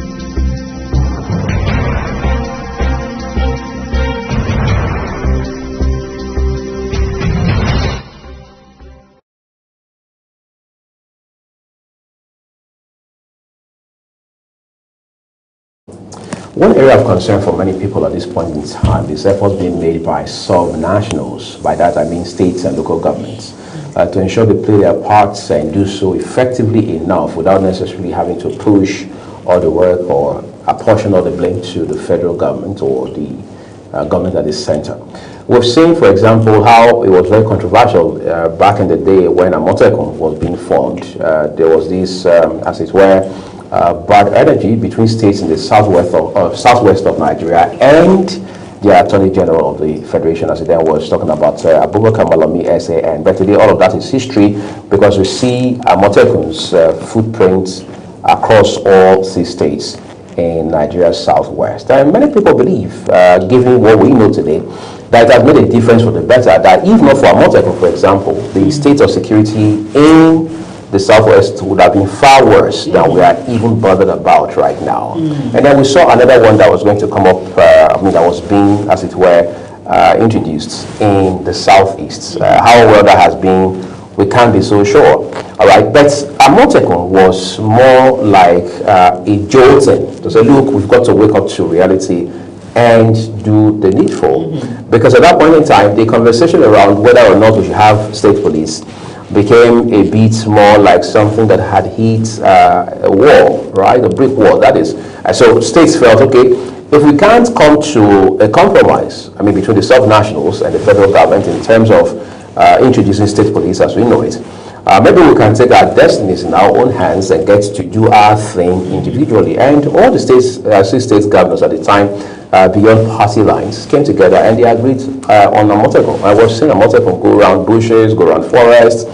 We follow the news to see all of this happen. And we're now wondering, if Amotekun can be that effective for whatever is worth at that level, can we not use, or if you like, borrow the same model for other regions of the country? That's just one out of 6 geopolitical zones. Maybe the other 5, south, south, southeast, and the other 3 in the north can do the same.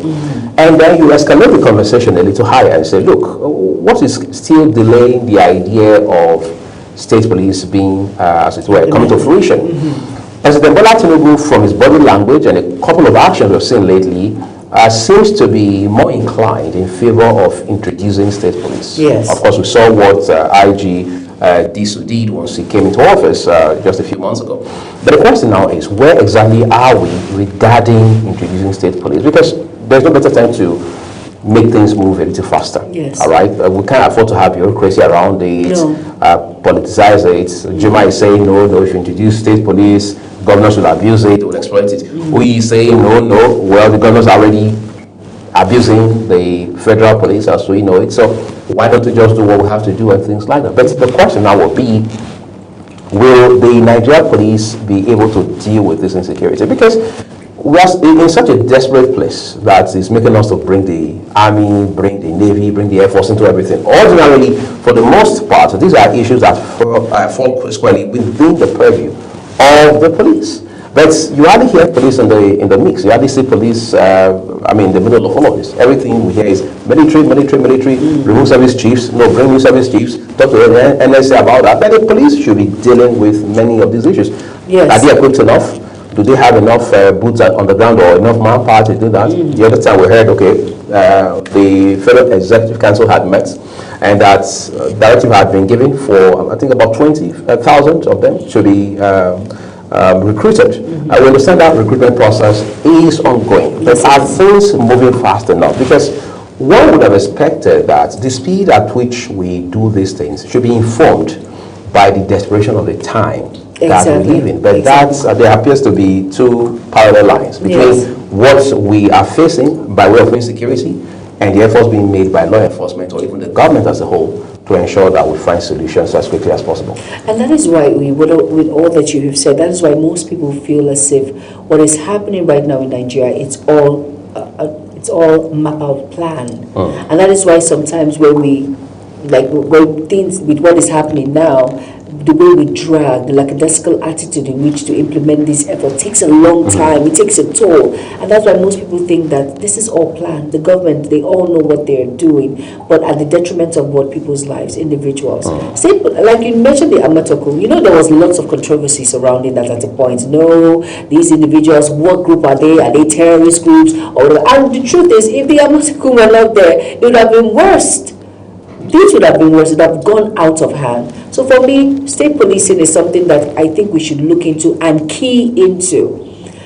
We had a guest here on Global Money who explained to us, that was Otumba Bolaji, and he said, state policing, that's a PCRC, and he said they are now in support of state policing because of the situations that are happening now in the country. They are the closer to the individuals that understand what is happening. Some that will monitor and say, okay, who is this person? Who is this stranger? Investigate first. One-on-one, know what is happening. That surveillance within them, knowing all of that. But are they well equipped?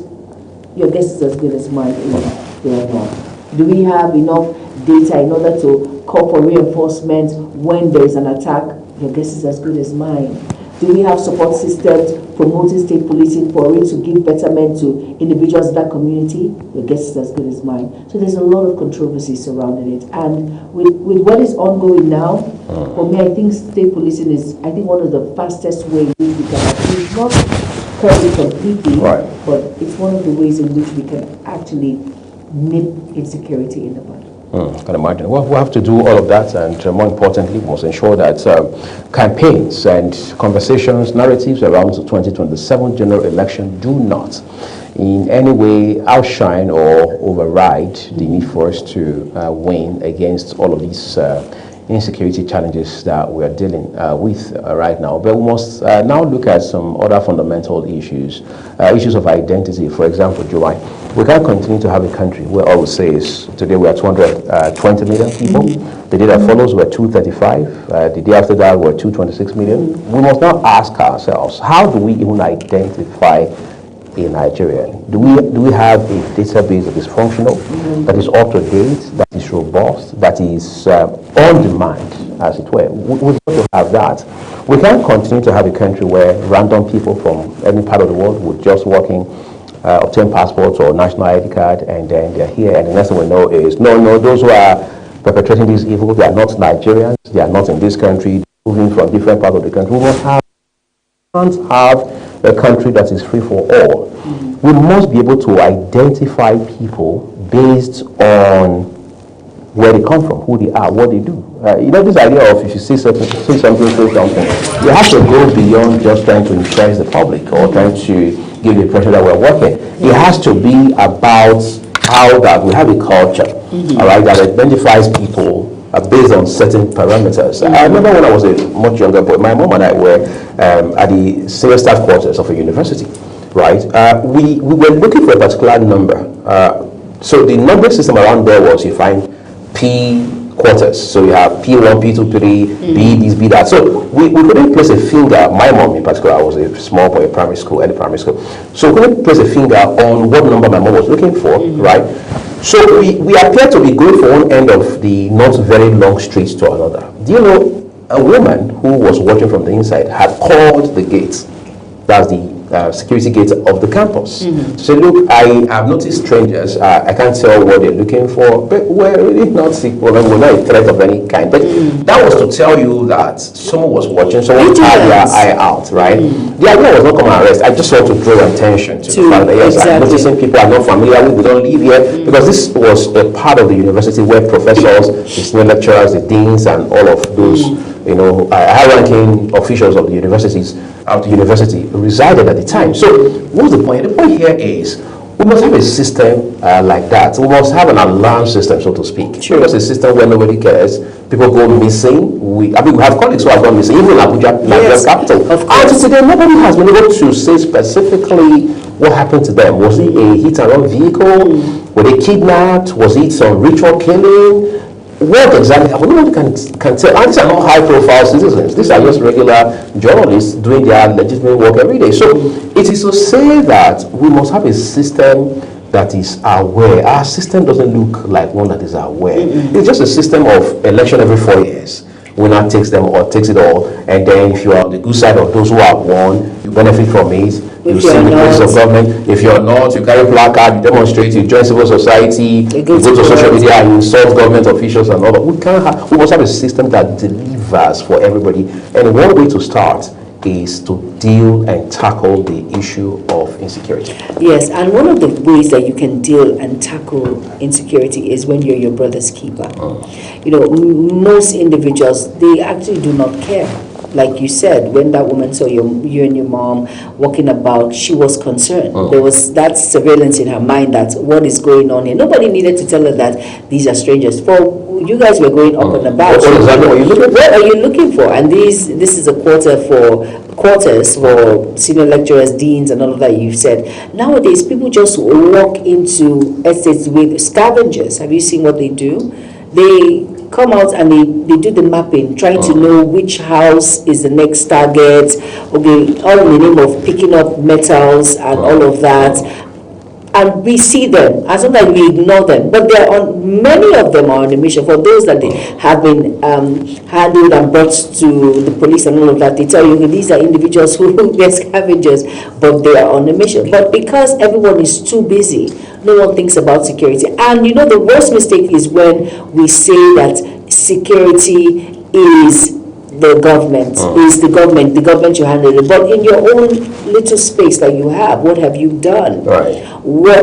Aside securing yourself, have you seen someone who has a questionable character, or his movement seems questionable, or the way he comes out at night? Make it your business. At this point, a lot of individuals, we need to make these sort of things our business. Like I said yesterday, okay, you were not here, Ramsey and I were here. She just moved into a new environment. Yeah, she said that on Tuesday. Environment mixing the days. She said she just moved into a new environment. She doesn't even know her neighbor. Right. And you see, we should take that bold step to knowing who our neighbor is. And you can take it top a notch by knowing what they do for a living. It's a win-win thing. But your brothers to actually know who and who is around you. It's very important because right now everyone is a suspect, and that's the truth. Once we know that, security starts with you and I first of all, and then it can extend to whatever means in which we're looking at. But it's just unfortunate that we're too busy. Everybody wants to mind their business because they feel in their minds the world is evolving. You know, there's something called privacy. No one wants to, but come on. Not at the detriment of your life and your loved ones around you. You have to be concerned. You have to ask questions when need be. It's very important. Very important, no doubt about that. But quite frankly, we do hope that other issues around this challenge will be addressed as well. The welfare of our men and women in uniform, whether the police, the military, must also be tackled. And then we also hear that at some points there are some fifth columnists, some saboteurs within the police, within the ranks of the military. Those such persons, once identified, must be subjected to the full weight of the law. Otherwise, it's just going to be one bad example or one bad egg, as they say, and messing up the entire basket of eggs. We must deal with that as well. And we must ensure that all of these light weapons that are in circulation, they are mopped up as quickly as possible, because that again is one of the factors exacerbating this situation. We're taking a break. Our guest will join us when we come back, and you stay with us.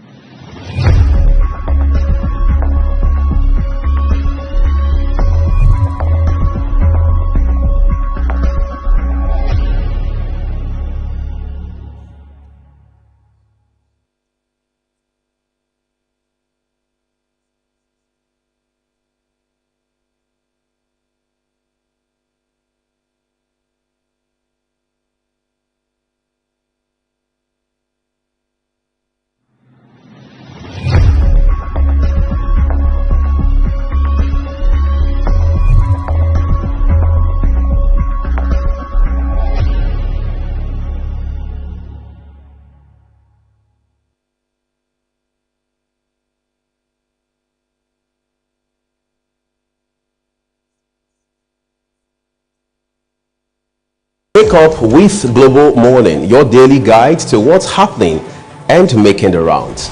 We delve into headlines, newspaper reviews, spot-on analysis, policies, current events, real talk, real issues that affect us all.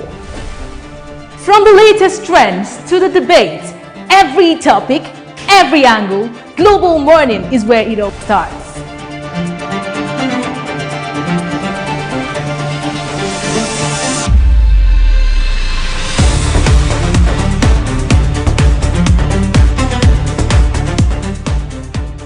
Global Morning, For the latest issues, always on point.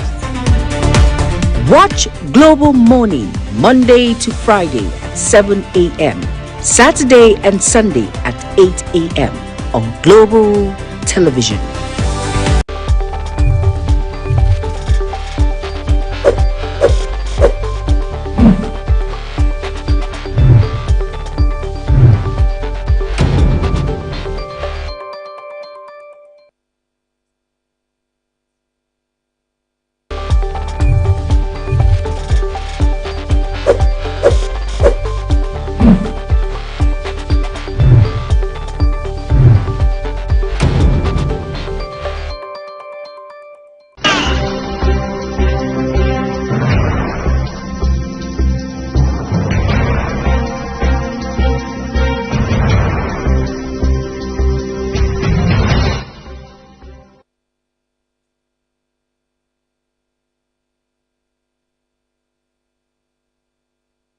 All right, let's get the last lap of this conversation on the road with our guest this morning. We're joined by Barrister Monday Eje, a lawyer and legal analyst. Thank you, Barrister Eje, for coming on the program. Thank you for having me today. My apologies for coming in a little bit. It's okay. Thank you for being part of the program. You're welcome. All right, so maybe where we start from, I mean, you've been a lawyer apparently, is to ask your assessment of these verdicts. It's been 4 years, I mean, since 2022. You lawyers say the wheel of justice may turn slow, but it does turn. Is that still your assessment? No, but on a very sincere note, this one is not slow at all. Okay. Considering the length of time that some cases can actually take, this is not slow at all. Because, you know, I have not read the records of the court, but I can answer a guess that maybe the number of witnesses they needed to call, scientific and otherwise, and, you know, maybe call logs and tracking that they had to do, and a whole lot of things will probably have caused the delay that we have witnessed. And then that matter was handled in Justice Wite's court, which means, you know, Justice Wite too takes a whole lot of political cases. It's part of those judges who handle political cases at the Federal High Court. So election-related matters and pre-election matters could have probably interfered in some of those proceedings. And, you know, there are a whole lot of other matters that the Federal High Court handles. We always complained of shortage of manpower everywhere, and then, you know, the judiciary is also not left out. But for me, 4 years, I mean, a matter that has taken, you know, close to 10 years. First claimant has closed, first defendant closed, second defendant. And, you know, of course, they have 4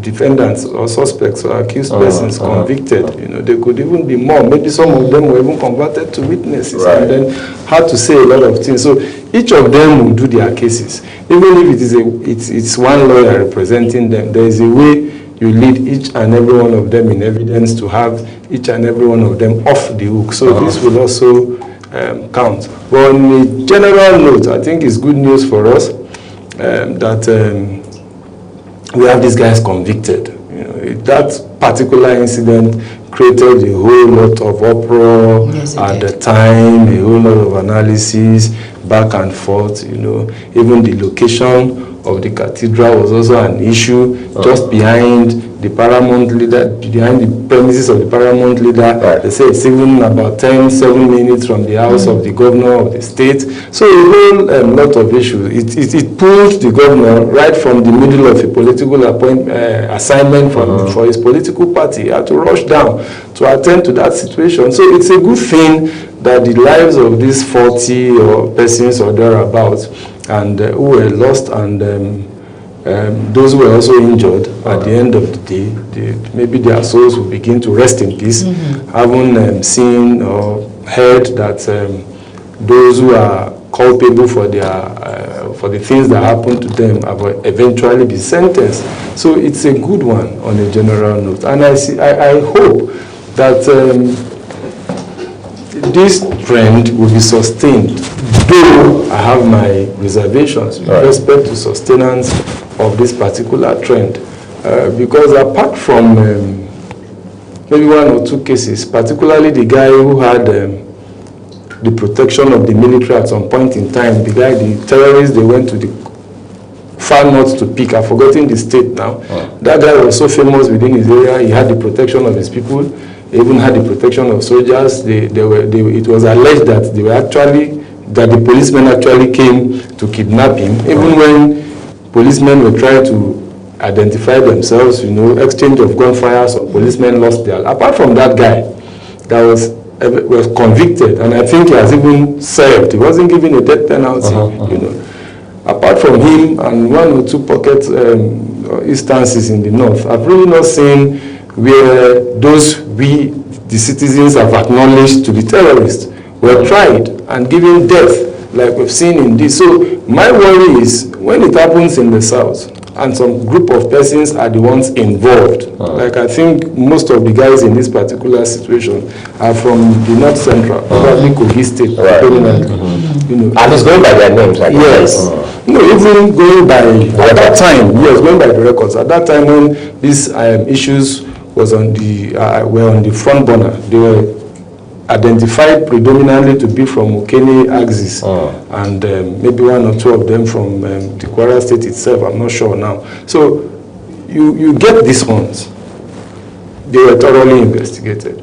They were arraigned and have now been convicted. But you get others and you tag them your brothers, and then you rehabilitate them in quotes and reintegrate them in quotes. It's even rumored that maybe some of them find themselves their ways into the military or into other security agencies. Because it's not to that end.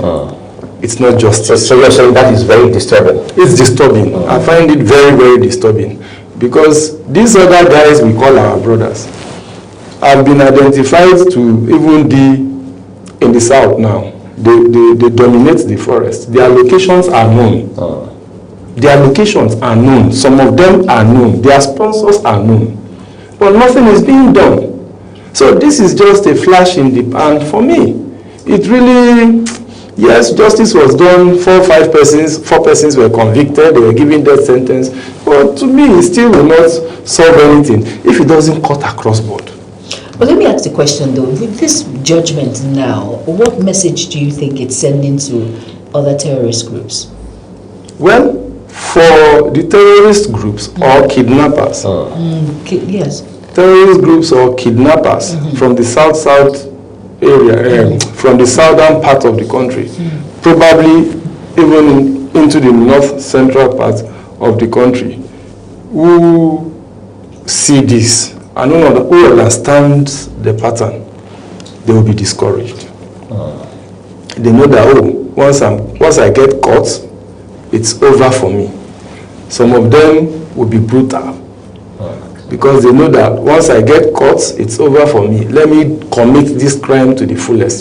Psychology works in different ways. Now, why I'm saying this is that there's a story recently about some kidnappers. They call them the Ladipo gang or something in Lagos, who've been going after rich men within that area.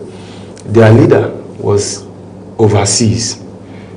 The second in command that was handling, executing operations around here was gone down in the course of one of their operations. The guy there, who ought to have been discouraged by virtue of that, relocated to Nigeria and decided to champion one more operation, which was where they met their Waterloo.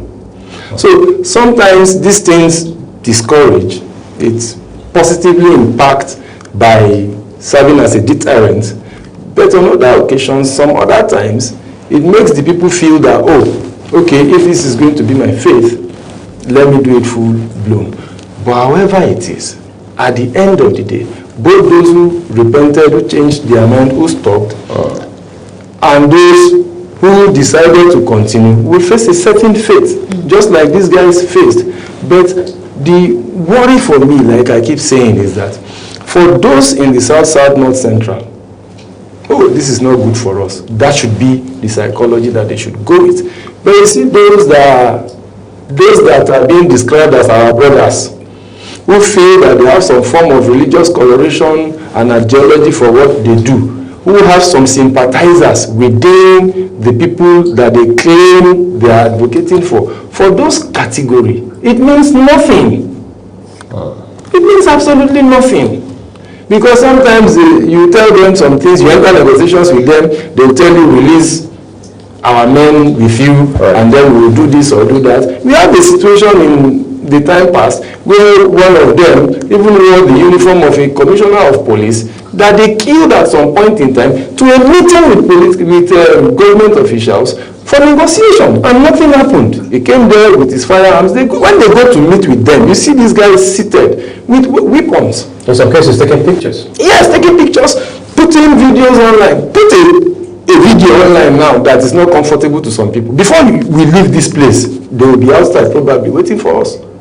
Before you leave here. So it's not that it's rocket science to get to these guys. They know them. But you treat those ones with kid gloves and then treat others in this manner, and you want me to give you a pat in the back or clap for you.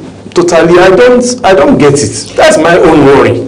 Do you think anti-corruption laws should be reviewed or straightened at this point with all what you've said? Look, we have laws in this country.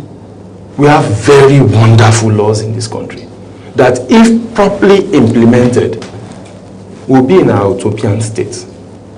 Everything will be rosy, everything will be good, and so on and so forth. It is the implementation of the laws that are always the problem. Even this terrorism act, terrorism prevention act that they enacted. There are other provisions of the criminal code and penal code that goes to the issue of these things. If you go to commit terrorism, of course you kill people now. That's murder. Of course. Yes. And the law is very clear. The law is clear. That's murder. That is culpable homicide, punishable with death in the part in the northern part, as we choose to describe it. If you go to terrify people, you are intimidating them. You cause bodily harm to those you injure by your IEDs. So it's not that we don't even have laws, but we know it's good that certain laws are being made for specific purposes and tagged as such. But we have laws, but these laws are not being implemented holistically. So if you treat some people okay, if you are communicating to some people that what you are doing is okay, and you are telling others that what you are doing is not okay, it will still not achieve the objective. So that's the main issue. That's the main reason why these things are not working. In the Middle East, they sent us list at some point in time of certain persons who are involved in acts of terrorism and terrorism financing. They are convicting people there. What are we doing here? What have we done with the list? It's okay that we have these 4 going to the gallows, but what happens to the others? That do these things freely. And get yes, they occupy territories. They have houses, they have wives, they have children, they are known, they know their names. How do I explain a uniformed person or a security person going to an occasion or event, and you meet somebody who has acted like the spokesperson of some militant and terrorist groups, and you are greeting him with so much homage? You kneel down to greet, you bend to greet that kind of character. I don't get it. So, yes, it's good we have this judgment. It is good that these guys are convicted. But we need to be sincere with this by going out fully to ensure that anybody involved, if you read the terrorism prevention, you will see it there. Those who finance, those who encourage, those who induce, those who incite. And I can tell you, this particular man with his beard that is always speaking and advocating for this guy is actually inciting them. It's actually so in light of Nigerian laws, that in itself is already a crime. Yes, it is a crime. You even know, you have information and you didn't talk. It's a crime. The other day they hit one market somewhere and there are people are shouting, innocent civilians. What is innocent about a civilian? Who knows that people that are coming to patronize you are terrorists? You go there to service them. That's a criminal. That's not innocent. So you're accessory after the fact. And definitely. And the law says you are a criminal. So everybody there that was hit with that bomb that day is a criminal as far as I'm concerned. You know, you just, sorry Juma, just a second. I mean, you just talked about the law, for example, and then of course the need for us to do more.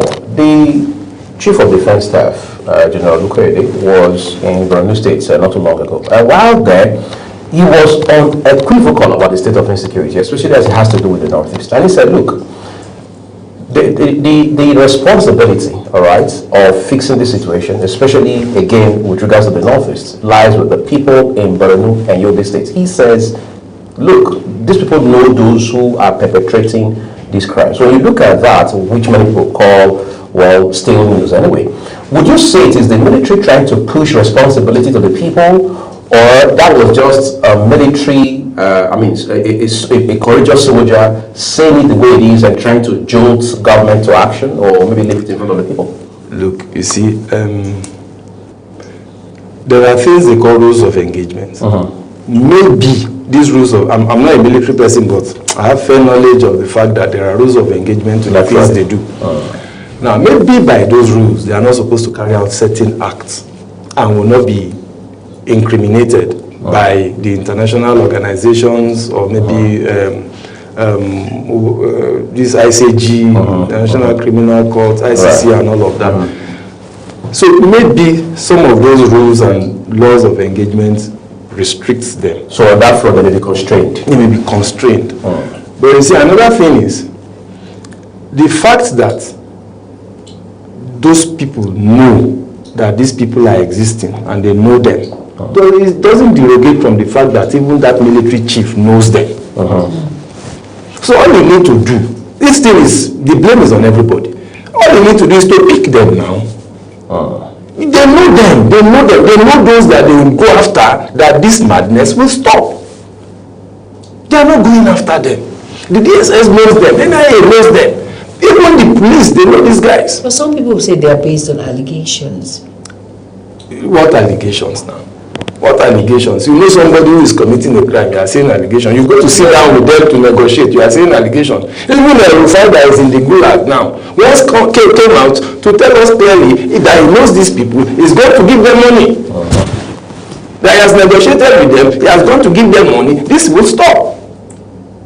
So these guys are not ghosts. These security agents know them. That's my point. They are not talking. So I will agree with Mr. Oyi when he said that probably they are shifting blames. Because even if the citizens, the locals know these guys, they cannot do anything to them. Because even them are terrorized by these guys. You can't talk. If you talk, you are gone. Who will they even talk to? Assuming they even want to talk. Who will they talk to? Who will you say something to that you feel safe? Because as you are talking, somebody probably somewhere is already getting that information. So what exactly do you want the people to do? They don't have guns, they don't have arms, they don't have anything other than their cutlasses and arrows, maybe bow and arrow that they use. The best of them is probably an hunter who has a damn gun. And as far as I know, there are not much hunters in the north. You can talk about hunters in the south, where we have forest and games, where we go to hunt, but not, and probably the north central. But even north central, once you cross and you get to Benin, and you leave Kaduna, and you begin to go to Zaria, Katsina, it's a semi-desert area. Which takes us back to what we are discussing. In a semi-deserted area, where I can see 2, 3, 4 kilometers, how do they kidnap a group of people and move with them safely? How do these criminals get to do that if there are no collaborators in the system? Do you think government is complicit in all this? Not government. Not government. But people. We can say maybe some of them are in government. But not government. And like even on my way there, I had some conversation with those that were in the vehicle together, and then we're back and forth. Even yesterday, I put something up on my social media, on my Facebook, and somebody said, "Oh, you have blamed everybody except the culprits." Another person said, "Oh, you have blamed everybody except your loving president." I said, "Well, I cannot blame the president, because he will not be he's not the person that will carry the gun. It's not the person that will chase after them. It's not the person that will arrest them. It's not the person that will very severally come out and give marching orders. Abi? He cannot, after the marching orders, what will he do? But the only area I will fault him is, if I give you an assignment, I should give you with an objective and timeline. Right. If you don't do that assignment within the timelines agreed, I change you. And I put another person there. But yet again, this is politics. When we are looking at political systems and arrangements, we look at it both ways. We are in a region where military coup has struck across so many states. It's possible the president is scared of pushing too much so that he will not be toppled. It's possible. Right. But he won't come out and say that.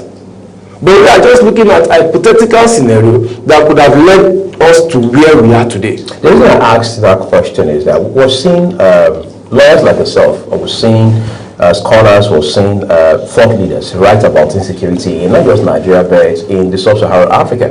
And they say that one factor responsible amongst others is the deep state element. And in Nigeria, they say that's pretty much the case, that you have people, whether elected or otherwise, in government or not, who have vested interests in ensuring that insecurity continues to be a daily thing in the country for whatever reason. So do you think there's deep state? I agree. Somebody told me in the vehicle this morning that the guys who are supposed to stop them, because I was wondering, and I spoke out loud, I said that I don't know why I'll wear my uniform and be proud that I'm a brigadier general, I'm a major, I'm a general, I'm the inspector general of police, I'm a CP, and I'll be blowing sirens up and down when there's insecurity everywhere. That they ought to be ashamed of themselves. So the guy answered and said, these people I'm talking about are not even the people that will stop it, because they derive benefits from ensuring that there is insecurity every day. And I asked him why. And he went ahead to say, look, their budget is on the increase every day. That guy dropped off at Koschari's church gate here is going to the secretariat. That every day these people's budgets are on the increase. And that they are the ones that are buying real estate everywhere in this city now. So it goes to the analysis of those who wrote that book. They are not entirely wrong. They are not entirely wrong. And once upon a time, they were accusing one of the ministers of defense as being a sympathizer. Once upon a time, we had the Minister of Communications as being accused as one of their sympathizers.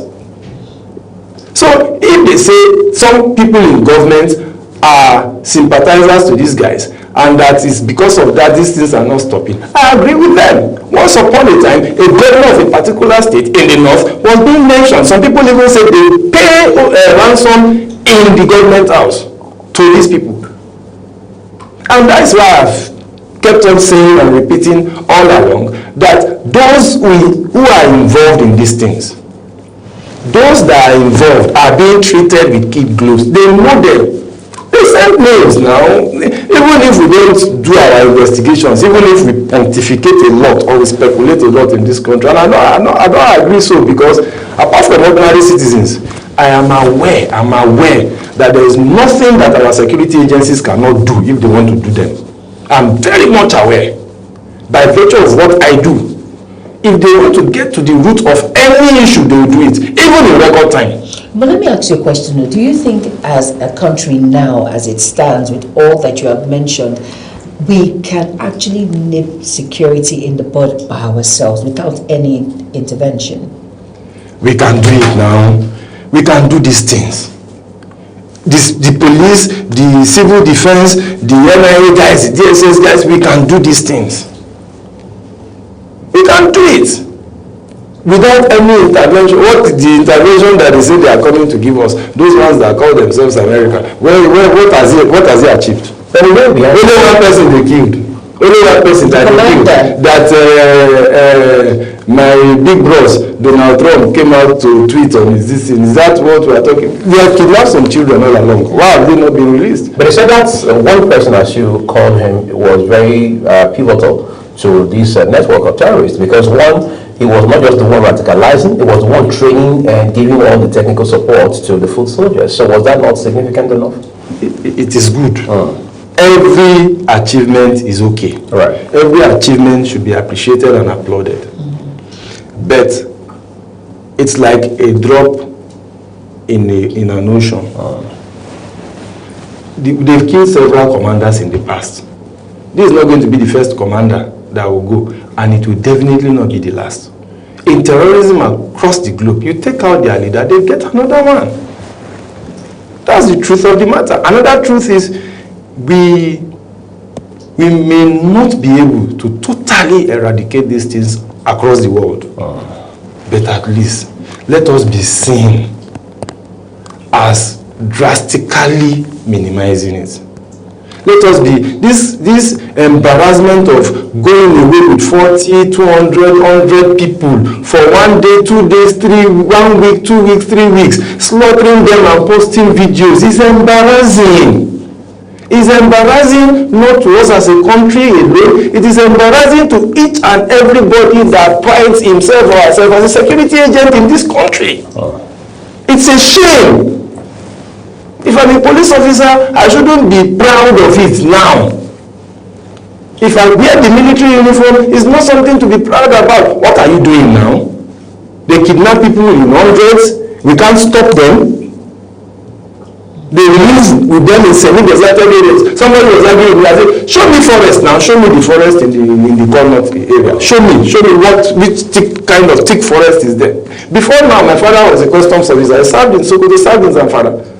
And he told me the challenges they used to have with respect to curbing smuggling activities in those areas. And it's not, when the man says, you will stand there today, you will think this is the route they use. You will stand there today. Tomorrow, as you raise your head, you'll be seeing them from afar, moving through another route. For lack of manpower, you cannot be everywhere. For lack of proper equipment, you can't be everywhere. So, they got fed up. And they were just doing the bit that they could do. So if that is the scenario, for crying out loud. And that time, I schooled in Zaria. When my dad was posted to Sokoto and all of that, I went there once. So I understand the terrain I'm talking about. You will stand like this, you are seeing long distance. So how do they move people? On motorcycles? These guys even ride motorcycles. They ride on motorcycles, for crying out loud. Why are we embarrassing ourselves in this manner? And then we push blames here and there. Do I need the instruction of the president as an inspector general of police to arrest? As a police officer to stop a terrorist? But going by what the Oyo State governor, he said it's out of his hands. He said it's just a figurehead. So that means there's a channel to all of this. He's a liar. I'm going to say it outrightly. He's lying. It's not out of his hands. It is not out of his hands. It's not. You shouldn't tell us that. The security vote he takes, what does he take it for? That thing is even tagged security. For whatever definition it might have, politically speaking, security is security. Maybe he has so what does it? Which he's I'm not holding brief for. He has what? Maybe there's a channel in which he has to disburse these monies to. That's what channel are you disbursing these funds to that is more important than securing the lives and properties of the citizens that you preside over? If it's a figurehead, why did he stay there 8 years? Why is he still eager to contest elections at the presidential level? What figurehead is that? We know states who equip the police in their area. How many patrol vans did he procure for the police under him that he has told us? How many weapons did he buy for them? People here are deploying technology to curb the situation in their area. How many did he buy? How many drones, sophisticated drones, did he procure for the people? How many satellite images related did he set up? Will Makinde say he wants to assist the security network or security agencies or the CP of the state, and the CP will say no? So what is he doing with, what are these guys doing with the whole billions that they get? So you're saying, I was told that there are some areas in Enugu now, as you pass, it captures you. You are captured. And Enugu also has a governor. And Enugu, the governor did it, it's not the president that did that, it's not the federal government that did that. Basically, we lie to ourselves too much when we want to assume that it is only Tinubu that will solve the problem of everybody. What is delegated authority meant for? Why do we have governors? Why do we have local government chairmen? Why do we have councillors at the ward? Why do we have House of Assembly members there collecting monies in millions? Why do we have all these guys there? Did McKinsey talk to the CP about this situation and the CP refused to answer him? What is this politicization of security situations for? Look, all he needs to do is to put in his best. It is his best that he has put in, and that results have not come out that we want to hear. He should stop lying to people like us. Me, my brain is working. He should not lie to me that he's a figurehead. What kind of figurehead is that? All right. Incidentally, as it stands right now, for many people, just like you mentioned, the issue is still being politicized for the most part. But we do hope we come to a time soon enough where politicians will see past their nose, so to speak, and realize that this is a matter of life and death. We'd like to say a big thank you to Barrister Monday Ejeh for taking our time this morning. We are hungry. That's what we're looking at today, everyone. We'd like to say a big thank you to you for watching, and remind you that the views of our guests across all of our programs are their opinions. I am Uyi Agmofwewe. And I am Jumai Manson. Thank you so much once again, Barrister Monday Ejeh, for being a part of the program. Good morning. And hope you had an amazing time with us. And from Uyi and I, we say bye-bye.